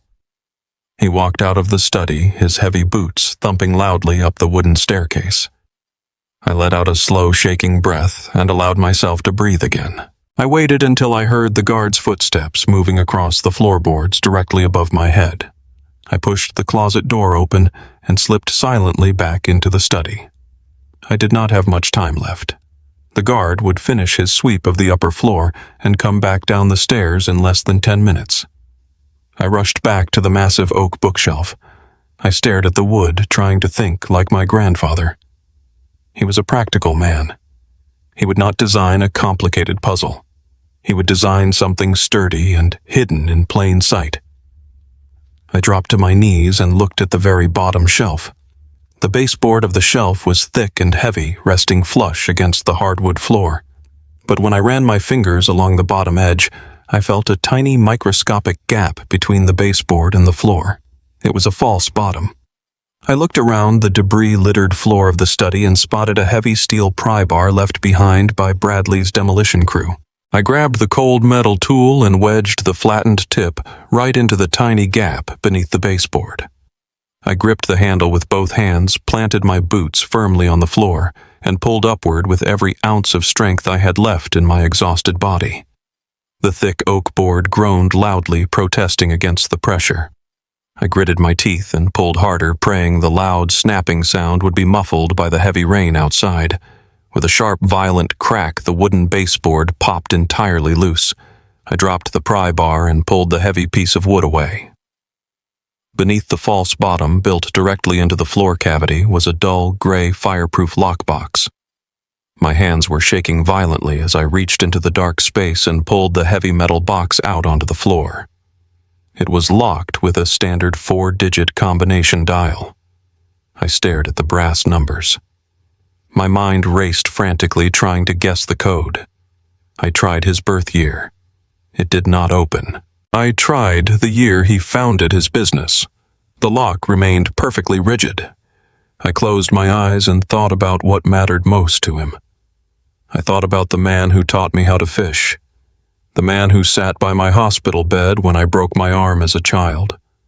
I rolled the brass dials to the numbers of my own birthday. I pulled the heavy latch. The lock clicked sharply, and the metal lid sprang open. The inside of the box was perfectly dry and smelled faintly of old paper and leather. Resting right on top of a stack of documents was the vintage Hamilton watch. Its scratched leather band and dull silver face looked incredibly beautiful in the dim light. I reached down and picked it up, holding it tightly in the palm of my hand. The cold metal grounded me. It was a physical reminder that my grandfather had never abandoned me, that my family had manufactured a sick, calculated lie to steal his legacy. I placed the watch carefully into my jacket pocket. Underneath the watch was a thick, pristine manila envelope. The front of the envelope bore the official embossed seal of Charles Sterling's law firm. I pulled it out and opened the flap. Inside was the original, highly detailed final will and testament signed and notarized properly. It was the physical, undeniable proof that my parents and my brother had committed massive federal fraud to seize the $3 million estate. We had them. We finally had the weapon to burn their fake empire to the ground. But there was something else inside the heavy fireproof lockbox. Resting at the very bottom of the cavity was a thick, dark, leather-bound ledger. It looked ancient, its cover worn soft from years of constant handling. I frowned in confusion. Sterling had never mentioned a ledger. He only mentioned the will.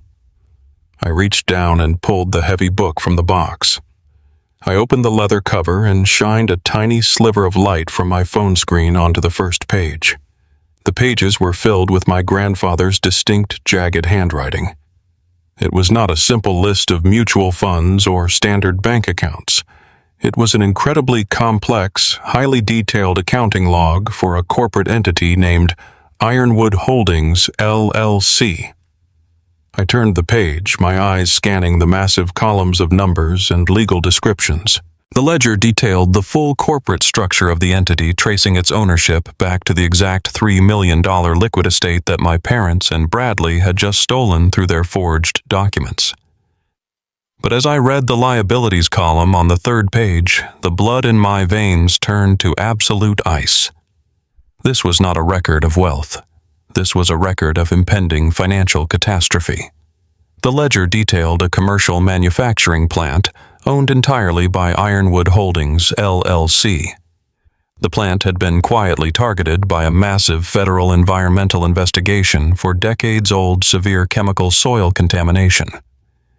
The numbers written in red ink at the bottom of the page outlined a catastrophic $15 million mandated federal cleanup liability that was about to be legally enforced against the current sole owners of the LLC. My grandfather knew the liability was coming. He knew the $3 million estate was completely poisoned with toxic debt. He had deliberately restructured his clean assets away from it. I stared at the ledger in absolute horror, and then a sudden shocking wave of pure exhilaration washed over me.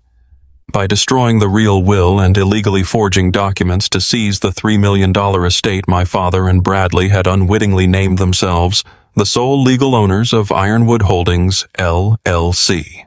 They thought they were stealing a massive fortune to fund Bradley's real estate deals. They had no idea they had just walked directly into a massive federal trap, assuming total personal legal liability for a $15 million environmental disaster that would completely bankrupt them both. I closed the heavy ledger and smiled in the dark, finally realizing exactly how I was going to destroy them. I sat in the passenger seat of my car for a long moment, with the heavy metal lockbox resting on my lap like a sleeping giant. The rain was still coming down in thick, unrelenting sheets, washing the mud from my boots, but it could not wash away the sheer adrenaline surging through every single vein in my body. I had actually done it. I had walked straight into the belly of the beast. I had slipped past my brother Bradley's hired private security, and I had walked out of that gutted house with the absolute unvarnished truth. I did not drive back to the sweltering, cramped apartment where my pregnant wife, Sarah, was sleeping. I put the car in drive and headed straight toward the downtown business district. Charles Sterling was waiting for me. It was 3:30 in the morning, but the warm yellow lights in his second-floor legal suite were blazing brightly through the storm. I pushed the heavy glass door open and walked into his reception area, dripping cold rainwater onto his expensive carpets. Sterling emerged from his private office. He was wearing the same wrinkled gray suit from the diner, holding a steaming mug of black coffee. He looked down at the dull gray fireproof box gripped tightly in my hands. For the very first time since I had met the man, a genuine wide smile spread across his weathered face. He did not say a word. He just waved me into his office and firmly locked the heavy wooden door behind us. I set the lockbox down on his massive mahogany desk. It landed with a heavy, solid thud that echoed deeply in the quiet room. I reached into my damp jacket pocket, pulled out my grandfather's vintage Hamilton watch, and placed it gently on the polished wood. Just looking at the scratched silver face of that watch gave me an overwhelming sense of peace. Then I reached back into my jacket and pulled out the original notarized final will and testament, along with the thick, dark leather ledger I had found hidden in the floorboards. Sterling immediately put on his reading glasses. He picked up the heavy manila envelope containing the true will and carefully broke the seal. He flattened the heavy parchment pages on his desk and began to read. I stood there holding my breath. Sterling scanned the legal jargon, his eyes darting back and forth across the page. He let out a low whistle of profound respect. He looked up at me and confirmed what we had hoped. The document was absolutely flawless. It was legally binding, perfectly notarized, and completely indestructible in a court of law. It explicitly revoked all previous testaments and named me as the sole primary beneficiary of a highly protected corporate blind trust. But then I pushed the dark leather ledger across the desk. I told Sterling I had found it sitting underneath the will inside the lockbox. I told him I had briefly looked at the pages in the dark and that it was filled with complex financial records for an entity named Ironwood Holdings, LLC. Sterling frowned. He set the will aside and carefully opened the ancient leather cover of the ledger. He began turning the fragile, yellowed pages, running his finger down the massive columns of numbers written in my grandfather's jagged handwriting. For 10 straight minutes, the only sound in the room was the heavy rain hitting the glass windows and the quiet rustle of turning pages. As Sterling read deeper into the book, the color began to completely drain from his face. He took off his glasses, rubbed his eyes, and let out a sound that was halfway between a gasp of horror and a laugh of pure disbelief. I asked him what was wrong. I asked him if my parents had somehow already drained the accounts. Sterling leaned back in his leather chair and shook his head slowly. He looked at me with a profound mixture of awe and intimidation. He said my grandfather was a quiet, self-made man, but he possessed a level of financial genius that rivaled the greatest corporate lawyers in the country.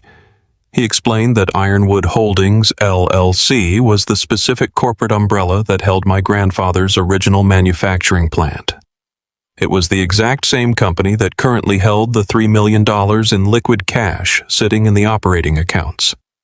That $3 million was the exact fortune my father Richard and my brother Bradley had just illegally seized using their forged documents. Sterling turned the ledger around so I could see the pages. He pointed to a section filled entirely with bright red ink. He explained the shocking, terrifying reality of what I was looking at. My grandfather's old manufacturing plant had operated heavily during the 1970s and 80s.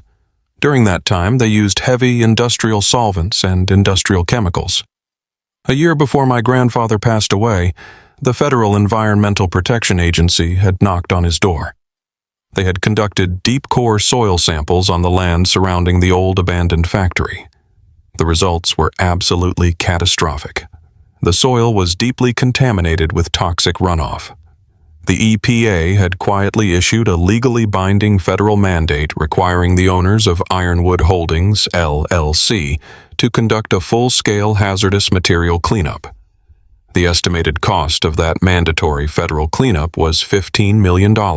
I stared at the numbers in red ink, feeling the room spinning around me. $15 million. My grandfather only had $3 million in liquid cash. The cleanup would completely bankrupt the company and completely destroy everything he had ever built. Sterling tapped his finger on the desk, bringing my attention back to him. He said that was the exact moment my grandfather realized he had to act aggressively to protect the family. He knew the LLC was a ticking time bomb. It was a financially toxic entity doomed to total bankruptcy. If he left his estate as it was, the federal government would seize absolutely everything he owned to pay for the massive environmental damages. So my grandfather went to work in the shadows.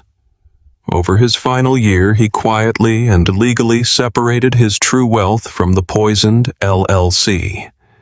He took all of his highly valuable commercial real estate leases, his incredibly lucrative tech district properties, and his clean investment portfolios, and he transferred them entirely into an untouchable, irrevocable blind trust.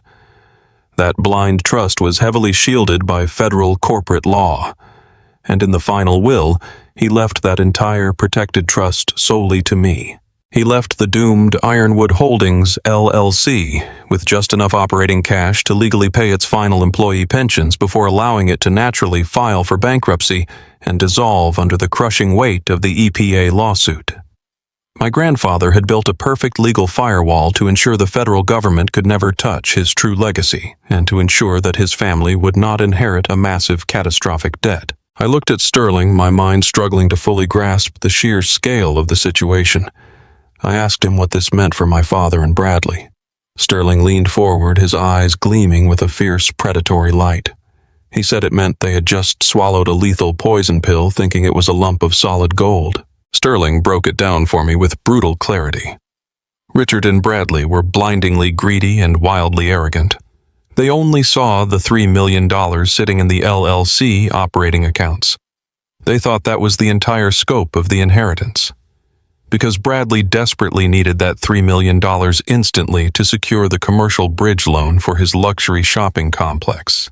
They could not afford to let the estate go through the slow, standard legal process of probate.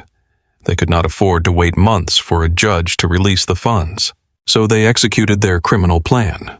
They destroyed the real will and submitted their forged documents to the court, claiming they were the rightful immediate owners of Ironwood Holdings, LLC.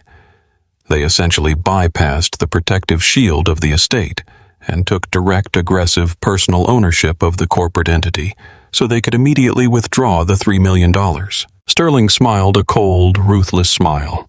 He said by claiming sole immediate ownership of the LLC through fraud, they had unwittingly bypassed every single corporate protection law on the books. They had legally pierced the corporate veil. They thought they were simply stealing $3 million from a broken paramedic. They had absolutely no idea that by claiming total ownership of the company, they had just legally assumed personal liability for a $15 million federal environmental lawsuit. The trap was so perfectly ironic it was almost poetic. If they had simply allowed the real will to be read, the estate would have absorbed the toxic debt. They would have received nothing, but they would have been safe. Instead, their overwhelming greed drove them to commit federal fraud to steal a company that was practically a financial hand grenade, and they were holding it right next to their chests, entirely unaware that the pin had already been pulled. I sat in the quiet office, letting the sheer magnitude of the revelation wash over me. The crushing despair I had felt standing in the pouring rain just hours ago completely evaporated. My grandfather had not just protected me. He had left behind a mechanism that would naturally punish anyone greedy enough to try and steal his legacy. Sterling told me we had the ultimate weapon, but we had to be incredibly careful. If we walked into the courthouse tomorrow and exposed the forged will, Bradley and my father would immediately surrender the LLC and try to hide behind expensive corporate defense lawyers. We needed to let them sink their teeth so deeply into the poisoned meat that they could never let go. We needed the federal government to officially serve them with the EPA lawsuit while they were publicly claiming ownership of the company, to spring the trap with absolute devastating perfection. Sterling told me I had to do the hardest thing I had ever done in my life. I had to go back into the world and continue playing the role of the defeated, broken son. I had to let them believe they had won the war entirely. I agreed immediately. I left the lockbox, the watch, and the ledger securely locked inside Sterling's massive floor safe. I walked out of the office and drove back to my sweltering apartment just as the sun began to rise over the Atlanta skyline. The next few weeks tested my patience and my sanity. I stayed perfectly silent while Bradley paraded his new wealth around town. But my luck finally began to turn exactly 2 days later. I received a sudden phone call from my hospital union representative. The tone of his voice was completely different than it had been during my suspension meeting. He sounded incredibly relieved and profoundly apologetic. He informed me that the hospital administration had conducted a massive, comprehensive audit of every single narcotic lockbox I had ever accessed. The inventory was absolutely flawless. Not a single milligram of medication was missing. My mandatory drug tests had come back completely clean. But the final nail in the coffin was the anonymous email itself. The hospital security team traced the internet protocol address of the sender. It did not come from a distressed nurse or a concerned patient. It was traced directly to a public computer at a high-end coffee shop located exactly 1 block away from Bradley's commercial real estate firm. Because the complaint lacked even a shred of physical evidence and was clearly linked to a malicious third party, the state medical board threw the entire investigation directly into the garbage. My paramedic license was instantly reinstated with a formal letter of apology. I was issued full back pay for the time I had missed. When I walked into the bedroom and handed Sarah the first paycheck, the heavy dark circles under her eyes finally began to fade. The stress that was threatening to harm our unborn child was greatly reduced. We were still living in a cramped, miserable apartment, but we had a steady income again. I put my crisp blue uniform back on and returned to the grueling 12-hour shifts on the ambulance. Every single day, I drove my ambulance through the downtown district. I drove past the massive billboards advertising Bradley's new luxury shopping complex. I saw the giant cranes moving dirt and the expensive construction trailers lined up along the street. I knew Bradley was funding that entire massive operation, using the stolen $3 million as collateral. I knew my father was sitting at his country club bragging to his wealthy friends about his brilliant real estate developer son. They thought I was just a broke blue-collar worker entirely wiped off the map.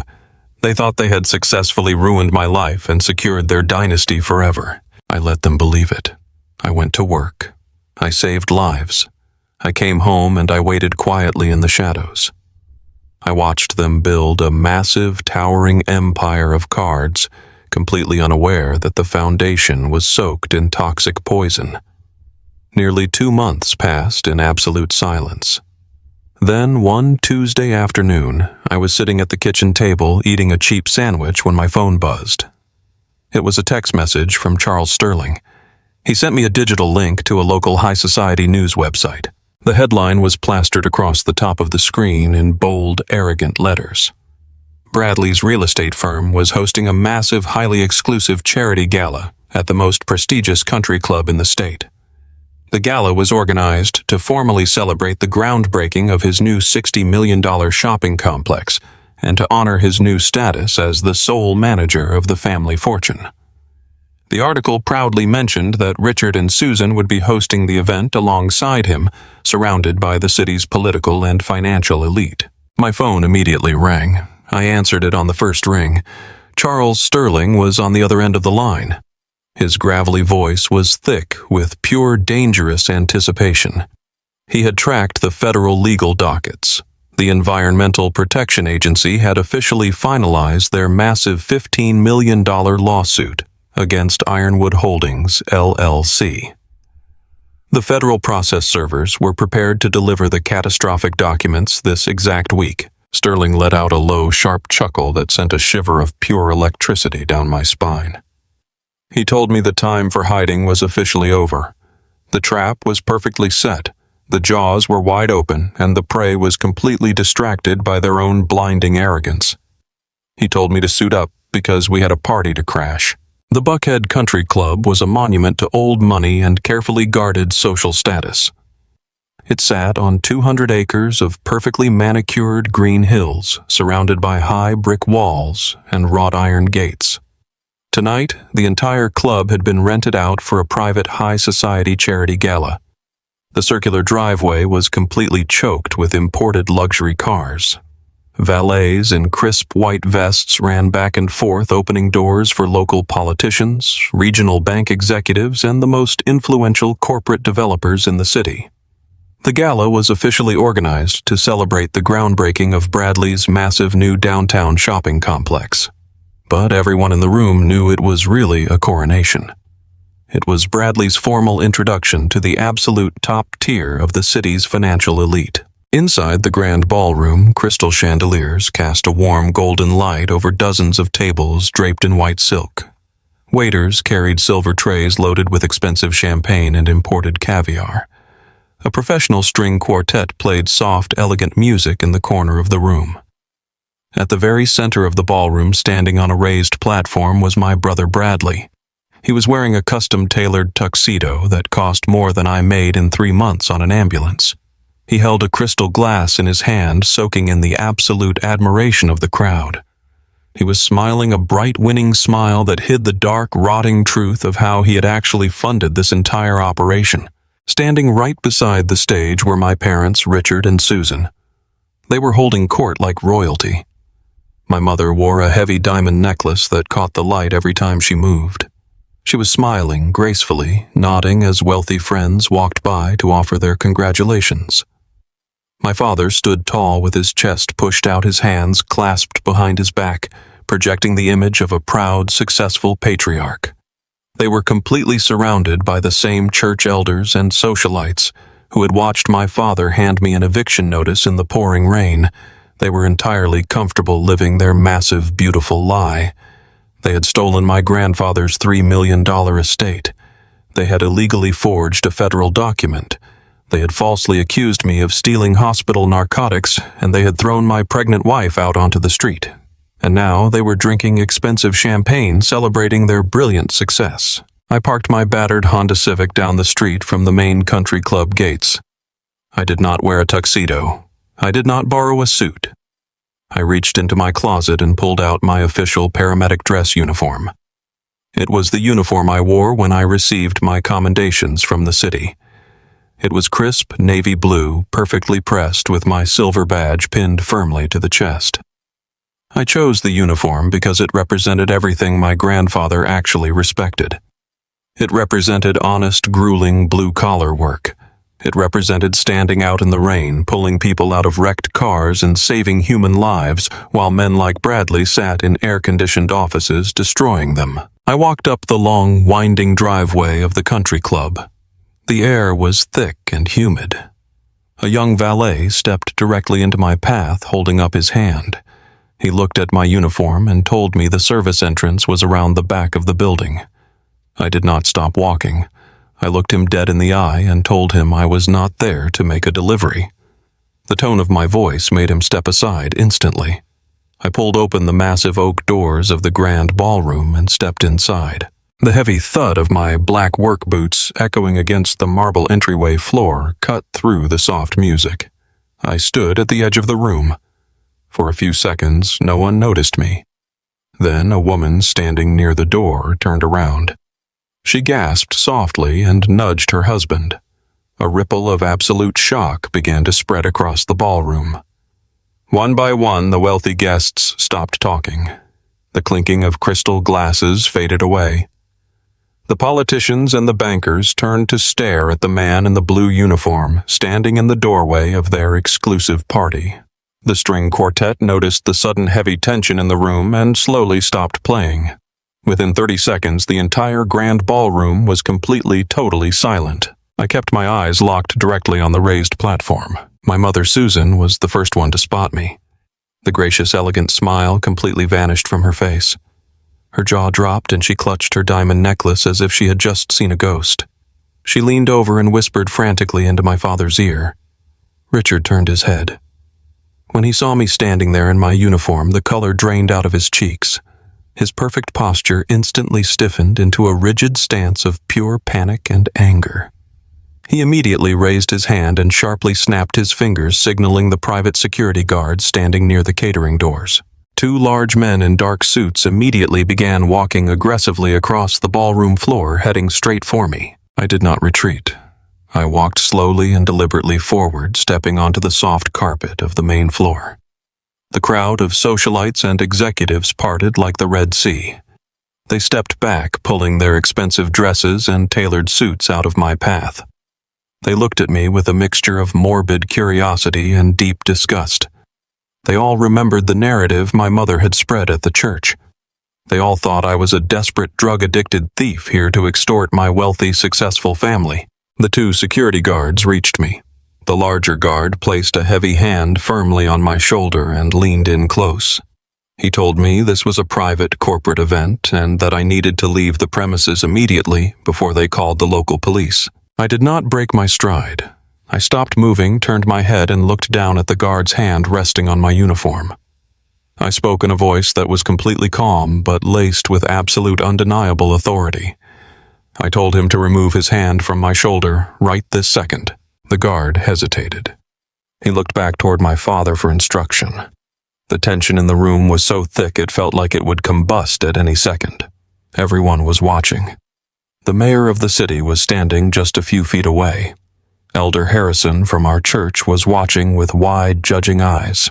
Suddenly, Bradley let out a loud, booming laugh from the raised platform. He wanted to maintain control of the room. He wanted to play the role of the untouchable, magnanimous billionaire dealing with a crazy relative.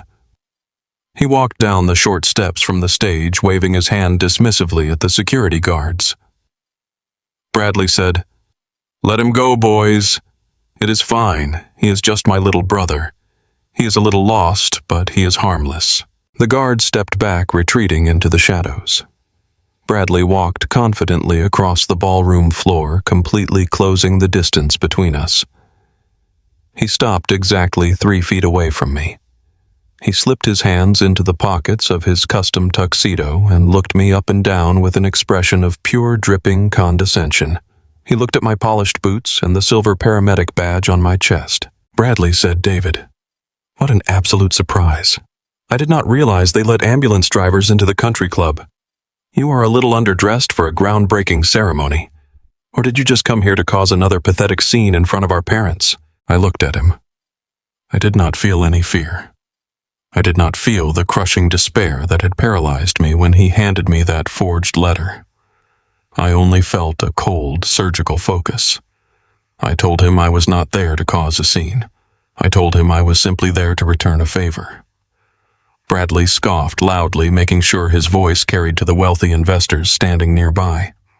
He wanted to humiliate me completely to ensure my reputation was permanently destroyed in front of the local bankers. He said, "Return a favor, David.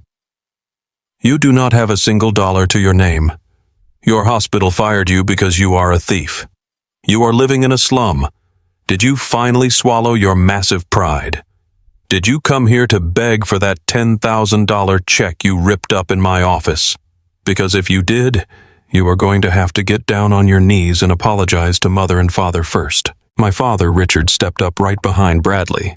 His face was flushed red with anger. He pointed a trembling finger directly at my face.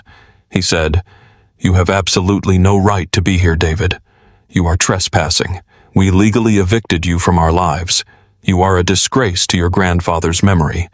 Now turn around and walk out those doors before I have you thrown in a jail cell." I looked at my father. I looked at the man who had abandoned his own pregnant daughter-in-law. I kept my voice perfectly steady, letting the heavy silence of the ballroom amplify every single word. I said, "You do not care about Grandpa Thomas's memory. You only care about his bank accounts." Bradley rolled his eyes and sighed dramatically. He turned to the crowd, offering them a fake, sympathetic smile. He said, "I apologize, everyone. My brother is incredibly unwell. He has been struggling with some severe addiction issues lately, and he has lost his grip on reality." Bradley turned back to me, his eyes flashing with dark, venomous warning. He lowered his voice so only my father and I could hear him. He said, "I warned you, David. I told you the paperwork was ironclad. You cannot touch us. You have absolutely nothing. Now get out of my building before I ruin the rest of your pathetic life." I did not flinch. I did not take a single step backward. Instead, I slowly reached my right hand into the deep pocket of my uniform jacket. My father tensed up. The security guards took a step forward, anticipating violence. I pulled my hand out of my pocket. I was holding the vintage Hamilton watch. The dull silver face and the scratched leather band looked completely out of place in a room filled with Rolexes and diamond bracelets. But to me, it was the most valuable object in the entire world. I brought the watch up and slowly, deliberately strapped it onto my left wrist. I pulled the leather band tight and fastened the metal buckle. Richard stared at my wrist. For 3 entire seconds, his brain could not process what he was seeing, and then the absolute terrifying reality crashed down on him. The color completely vanished from my father's face. He turned as pale as a sheet of white paper. His mouth opened, but no sound came out. His eyes widened in sheer, unfiltered terror. He knew exactly where that watch was supposed to be. He knew that watch had been locked inside a fireproof box hidden beneath the false floorboards of the study in my grandfather's house. A house that his construction crew was supposed to have completely demolished that very morning. If I had the watch, it meant I had found the hidden lockbox. And if I had found the hidden lockbox, it meant I had found the original notarized final will and testament. My father stumbled backward, bumping directly into a cocktail table. A crystal glass shattered against the floor. Bradley turned around, annoyed by the sudden noise. He looked at my father and asked him what was wrong. Bradley had no idea about the watch. Bradley had not been in the room when my grandfather begged me to keep it. Bradley only saw a cheap old piece of junk on my wrist. Richard pointed a shaking finger at my arm. He could barely breathe. He stammered, trying to form a coherent sentence. He said, "Where did you get that? David, where did you find that watch? That was inside the house." I looked my father straight in the eyes, allowing a cold, ruthless smile to finally break across my face. I said I found it exactly where he left it for me, right next to the real will. and right on top of the corporate ledger. The word ledger hit my father like a physical bullet.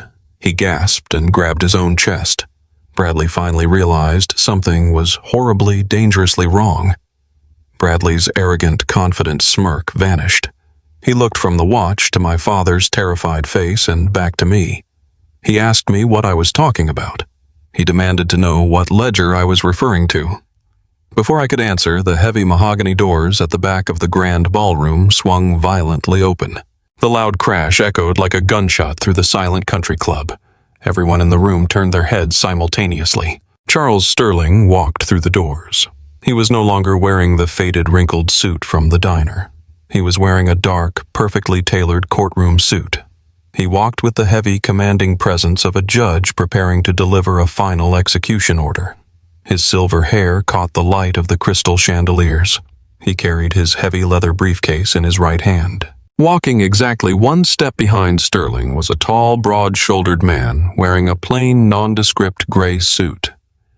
The man in the gray suit carried a massive, thick stack of manila envelopes securely under his left arm.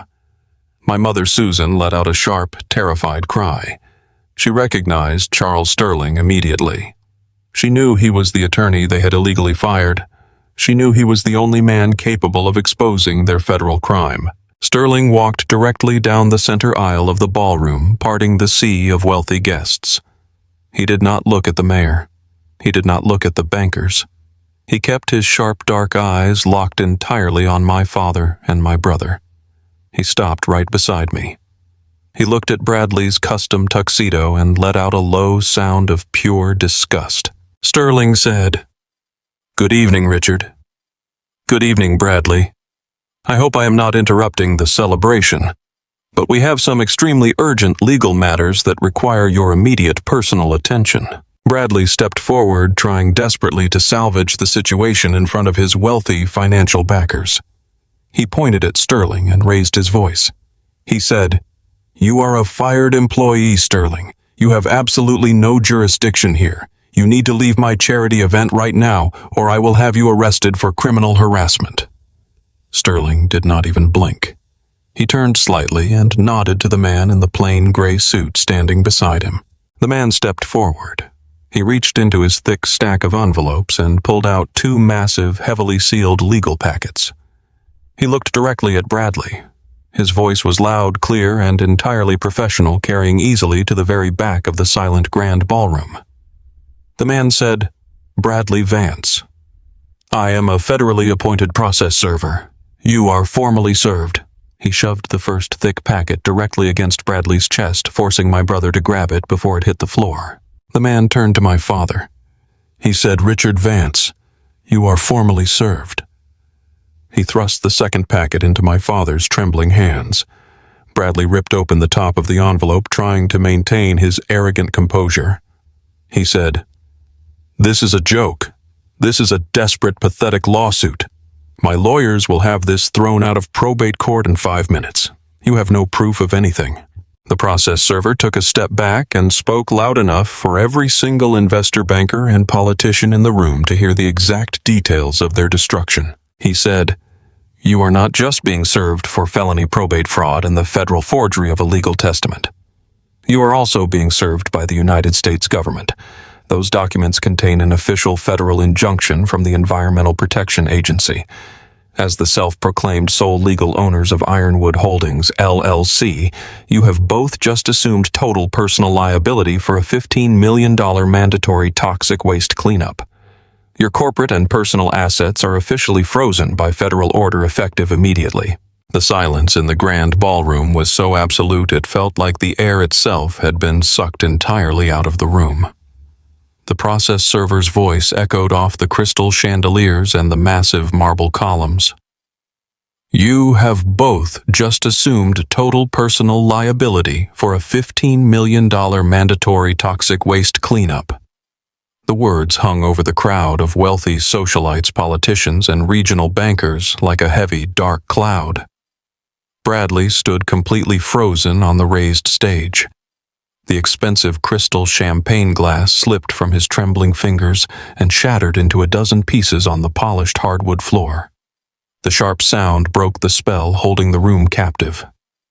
The ballroom instantly erupted into frantic whispers and shocked gasps. Bradley scrambled to grab the microphone, his face flushed bright red with sudden panic. He forced a wide, desperate smile across his face. He laughed loudly, telling the crowd that this was nothing more than a minor clerical error. He claimed it was a simple misunderstanding with the municipal zoning board that his lawyers would resolve easily by morning. He begged the string quartet to resume playing their elegant music. But the highly influential people in this room were not fools. They were corporate sharks who immediately smelled blood in the water. Elder Harrison, the man who had watched my father humiliate me at the funeral reception, took 3 distinct steps away from my mother Susan. The regional bank executives, the very men Bradley was relying on to fund his massive $60 million shopping complex, closed their checkbooks and began walking directly toward the coat check. Bradley jumped off the stage and chased after them, physically grabbing the arm of a prominent real estate investor. The investor ripped his arm away, looking at Bradley with pure, unfiltered disgust before walking out the heavy oak double doors. My mother Susan frantically tried to maintain her carefully constructed social standing. She reached out to a wealthy friend, begging her to stay for the catered dinner. The woman turned her back and walked away, leaving my mother standing completely alone in the center of the room, clutching her diamond necklace. The glittering high society event they had funded with stolen money turned into a complete graveyard within 10 short minutes. Charles Sterling looked at me and nodded slightly. We turned our backs on my family and walked out of the country club, leaving them to drown in the absolute chaos of their own making. I drove home that night feeling a strange, profound sense of peace. The torrential rain had finally stopped, leaving the city streets clean and quiet. When I walked into our sweltering, cramped apartment, Sarah was awake, sitting on the mattress we had placed on the floor. I sat down next to her and gently held her hand. I told her the truth was finally out in the open, and that the people who had hurt us were finally facing the consequences of their own actions. We did not sleep much that night. We just sat together in the quiet dark, waiting for the sun to rise. The very next morning, at exactly 9 o'clock, the absolute legal reality of their situation caught up to them. A forced emergency mediation hearing was convened in a sterile, windowless conference room inside the downtown federal courthouse. The air conditioning was freezing cold, a stark contrast to the humid Georgia morning outside. I sat on one side of the long, polished wooden table with Charles Sterling. Across from us sat my father Richard, my mother Susan, and my brother Bradley. They looked like completely different people. The arrogant swagger and the performative grief were entirely gone. Bradley had dark, heavy bags under his eyes. His silk tie was loosened and his expensive suit looked wrinkled, as if he had slept in it on an office sofa. My father was staring blankly at the table, his hands trembling visibly. My mother was quietly weeping into a tissue, her perfectly applied makeup smudged and ruined. Sitting at the head of the long table was a stern federal mediator flanked by 2 representatives from the Environmental Protection Agency. Sitting next to Bradley was his slick, highly paid corporate defense lawyer. The corporate lawyer opened his leather briefcase and immediately went on the defensive. He spoke with a rapid, desperate cadence. He told the federal agents that his clients were completely innocent victims of tragic circumstance. He argued that Richard and Bradley had absolutely no prior knowledge of the decades-old chemical contamination at the manufacturing site. He claimed they were simply grieving heirs who had inherited a toxic financial nightmare by pure accident. He aggressively petitioned the federal mediator to sever the $15 million liability from their personal assets and allow Ironwood Holdings, LLC, to file for bankruptcy independently. The lawyer slapped his hand on the wooden table, insisting that punishing a grieving affluent family for an environmental crime they did not commit was a massive miscarriage of justice. He demanded the federal government release the freeze on Bradley's real estate firm so his client could continue building his commercial shopping complex. The federal mediator looked over at Charles Sterling, waiting for a legal response. Sterling did not raise his voice. He did not slap his hands on the table. He simply opened his worn leather briefcase and pulled out the original notarized final will and testament, along with a certified copy of the forged document my family had submitted to the probate court. Sterling slid the document slowly across the long wooden table. The sound of the thick paper sliding against the wood was incredibly loud in the quiet room. Sterling looked directly into the eyes of the slick corporate lawyer. He said, "You cannot claim ignorance of a company's liabilities when your client submitted forged documents to a federal court, claiming they were the rightful sole owners of that specific company." Sterling pointed to the fraudulent blue notary stamp. He explained with brutal legal precision that by manufacturing a fake will to deliberately bypass the probate process, Richard and Bradley had legally pierced the corporate veil. They had committed felony fraud to take direct aggressive personal ownership of the corporate entity so they could steal the $3 million in liquid cash. By doing so, they had permanently bound their own personal wealth directly to the company's debts. Sterling explained that they could not selectively claim the company's assets while ignoring its liabilities. By stealing the company, they had stolen the toxic waste. The slick corporate lawyer picked up the original will and compared it to the forged copy his clients had given him. He looked at the impossible date on the notary stamp. He looked at the clumsy, jagged forgery of my grandfather's signature. The color completely drained from the lawyer's face. He realized instantly that his own clients had lied to him.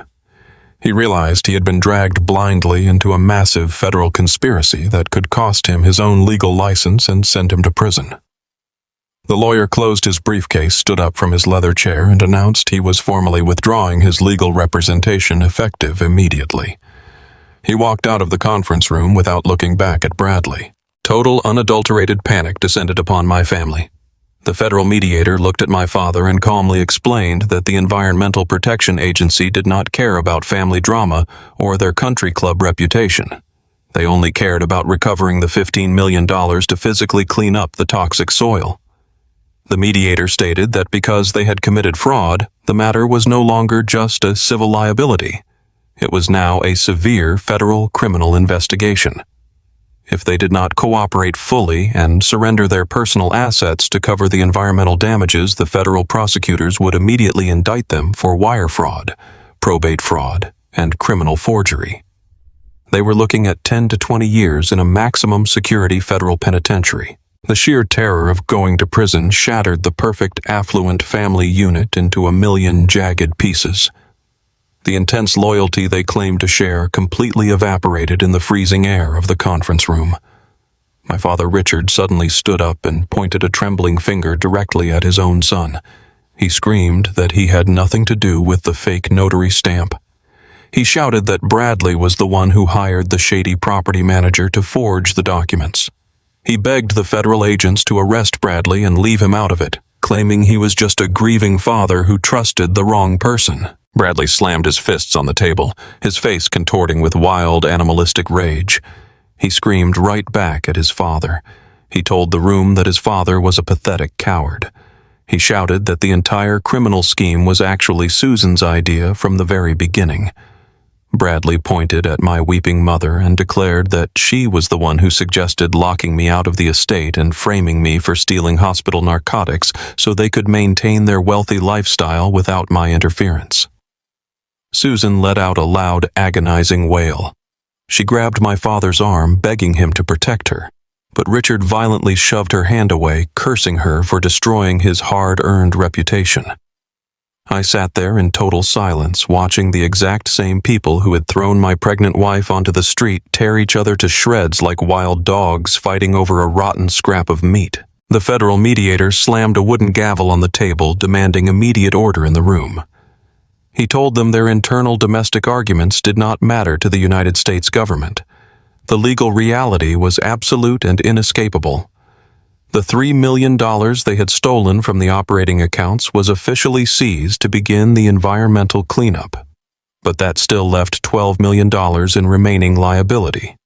The mediator presented them with a final non-negotiable ultimatum: to avoid federal indictments for criminal forgery and wire fraud. Bradley and Richard had to sign a massive stack of federal forfeiture documents. They had to willingly surrender absolutely every single asset they possessed to the government to satisfy the remaining environmental debt. If they signed the papers, they would be left with nothing but they would stay out of a federal prison cell. Bradley sat back in his chair, staring blankly at the white wall. His chest was heaving. He picked up the heavy black pen the mediator offered him. With a shaking hand, Bradley signed away his entire life. He signed away his commercial real estate firm. He signed away his downtown shopping complex, his luxury penthouse, and his custom-imported sports cars. His entire empire was completely liquidated with a single stroke of black ink. He was left with absolutely nothing. Then the mediator slid the thick stack of documents over to my father. Richard looked at the papers as if they were covered in deadly poison. He looked at Susan, who was sobbing so hard she could barely breathe. Richard picked up the pen. He signed away the massive colonial estate where I had grown up. He signed away his extensive investment portfolios, his retirement funds, and his exclusive country club memberships. Every single ounce of wealth and status he had hoarded his entire life was instantly erased. They were completely, utterly bankrupt. The sterile conference room fell into a heavy, suffocating silence. The federal agents gathered the signed forfeiture documents and placed them securely into their briefcases. The brutal war was officially over. My family had lost absolutely everything they held dear. I sat quietly next to Charles Sterling, feeling a profound sense of closure. I was still wearing my clean blue paramedic uniform. My father Richard slowly stood up from the long wooden table. His shoulders were slumped, his perfect posture completely broken. He looked 20 years older, smaller, and entirely defeated.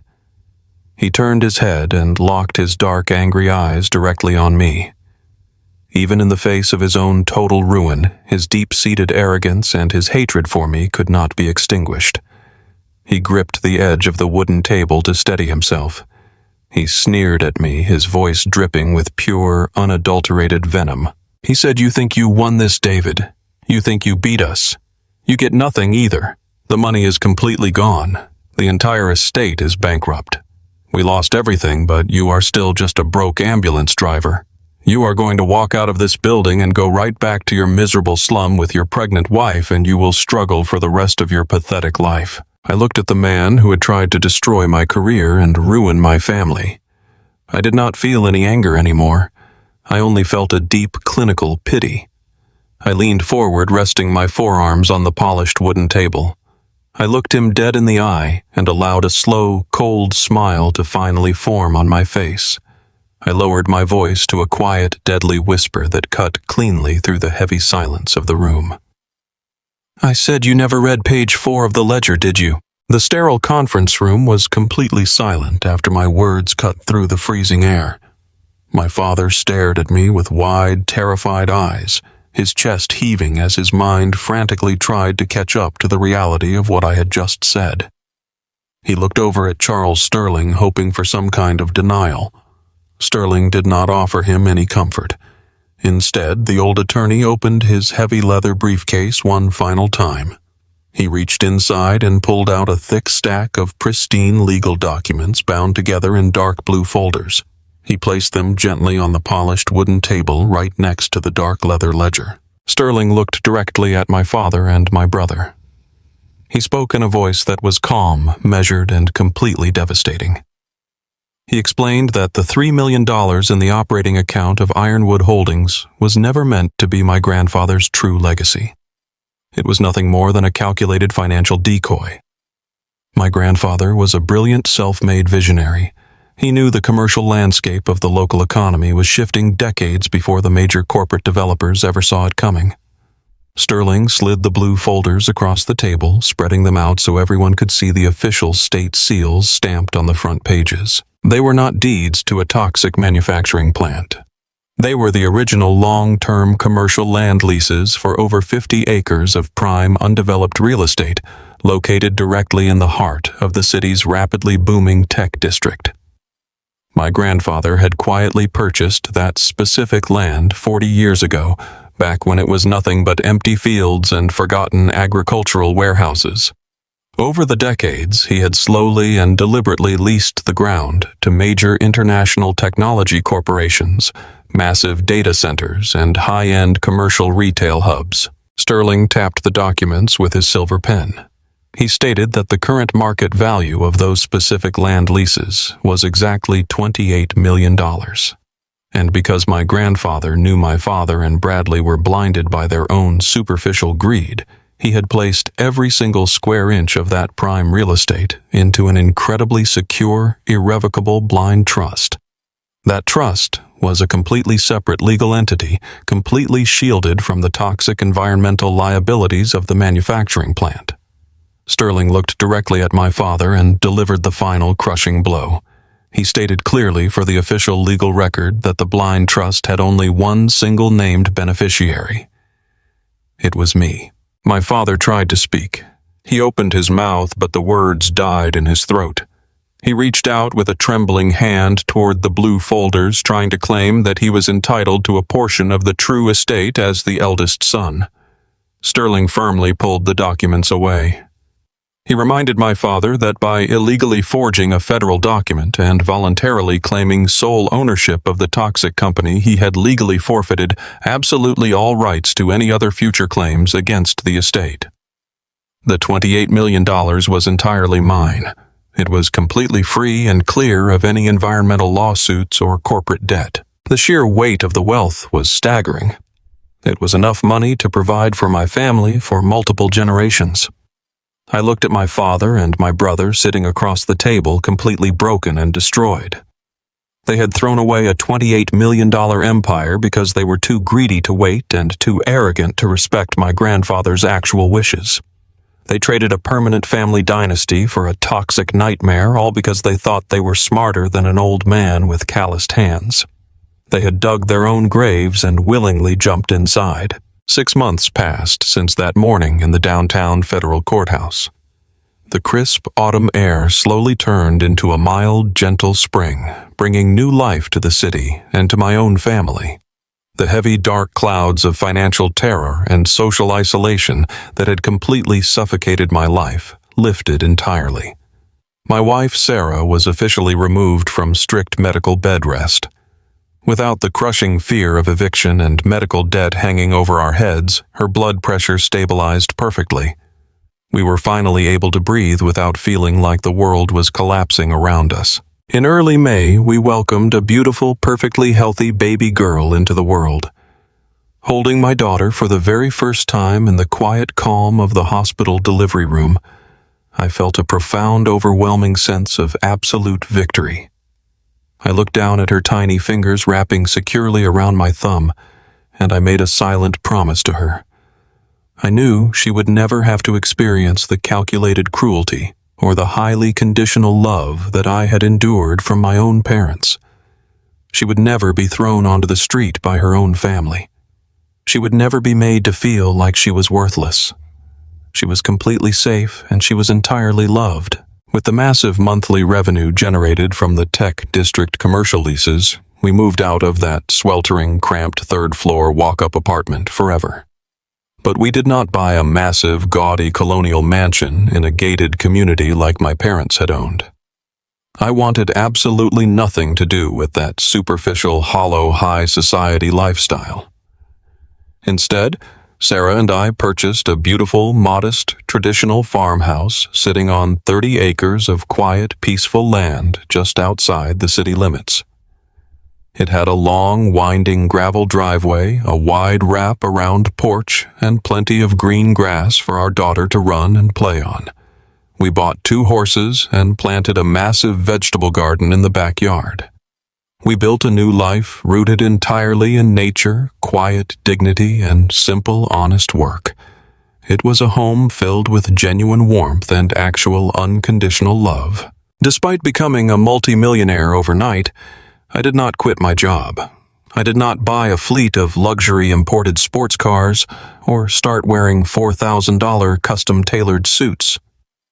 I took a few generous months of paternity leave to be at home with Sarah and our new baby. But when the summer ended, I put my crisp navy blue uniform right back on. I returned to the downtown hospital and resumed my grueling 12-hour shifts on the ambulance. My co-workers and the hospital administration were completely baffled by my decision. They all knew about the massive inheritance and the dramatic federal lawsuit that had cleared my name. They asked me constantly why I would ever choose to keep working long, physically exhausting overnight shifts dealing with severe trauma and local tragedy when I could easily be sitting on a private tropical beach for the rest of my natural life. I always gave them the exact same honest answer. I told them that saving human lives was not something you retire from just because your bank account gets bigger. I genuinely loved my job. I loved the profound feeling of showing up on the absolute worst day of a complete stranger's life and being the one person who could bring them back from the terrifying edge. It kept me deeply grounded in reality. It kept me humble and honest. Every single time I reached into the back of the ambulance for my heavy medical bag, I would see my grandfather's vintage Hamilton watch strapped securely to my left wrist. The scratched silver face and the worn leather band reminded me every single day of the sacred promise I made to him before he passed away. Real wealth is measured by the actual time you spend helping other people. I was honoring his profound, incredible work ethic by staying entirely true to the man I always was. The universe has a very strict and deeply ironic way of balancing the scales of justice. The people who tried to maliciously destroy my life were completely consumed by the harsh legal consequences of their own unbridled greed. My parents, Richard and Susan, lost absolutely everything they had spent their entire lives selfishly hoarding. The federal government seized their massive colonial estate, their luxury vehicles, and their extensive private investment portfolios to pay off the environmental disaster they had legally assumed through their own forgery. They were forcefully evicted from their affluent neighborhood and had to downsize into a tiny, cramped two-bedroom apartment in a run-down, aging complex on the loud industrial side of the city. But the complete loss of their financial wealth was not the worst punishment they suffered. Their true devastating punishment was the complete public destruction of their carefully crafted social image.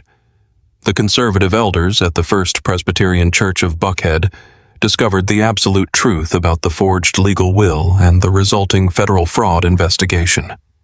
The entire congregation realized with profound disgust that my mother Susan had stood at the sacred church altar and wept completely fake tears while openly lying to all of them about my character. She had used their faith to destroy her own son. The church community immediately turned their backs on my parents. They were completely, permanently shunned by the exact same wealthy socialites and politicians they had spent decades trying to impress. They now lived their daily lives in total bitter isolation, drowning in heavy regret and constant mutual resentment. My older brother Bradley suffered a fate that perfectly matched his towering, arrogant ego. His flashy commercial real estate development firm was completely liquidated by the federal bankruptcy courts. His massive $60 million downtown luxury shopping complex project was abruptly seized by the regional bank and sold off to a rival real estate developer for absolute pennies on the dollar. Bradley lost his custom designer suits, his luxury penthouse apartment, and his powerful, untouchable industry connections. To pay off his remaining massive legal debts and endless court fees, Bradley was forced to take a deeply humiliating job as a mid-level property manager at a low-rent strip mall real estate firm on the edge of the county. The man who used to drink expensive vintage champagne and openly mock my blue-collar medical career now spends his long, miserable days arguing with angry retail tenants about broken plumbing fixtures and unpaid monthly late fees. He is constantly drowning in insurmountable financial debt, and his towering ego has been completely, irreparably crushed. He actually tried to call my personal phone once a few months ago, leaving a desperate voicemail begging for a small temporary loan to cover his rent. I did not answer the phone. I simply deleted the voicemail without a second thought and went back into the living room to finish feeding my beautiful baby girl. Sitting on the wide wooden porch of my farmhouse, watching the sunset over the quiet green fields, I often think about the profound journey that brought me to this exact moment. They thought wealth was about what you could take. Grandpa knew wealth was about what you could build, and the character it takes to hold it. They forged a lie to steal a fortune, and it cost them their lives.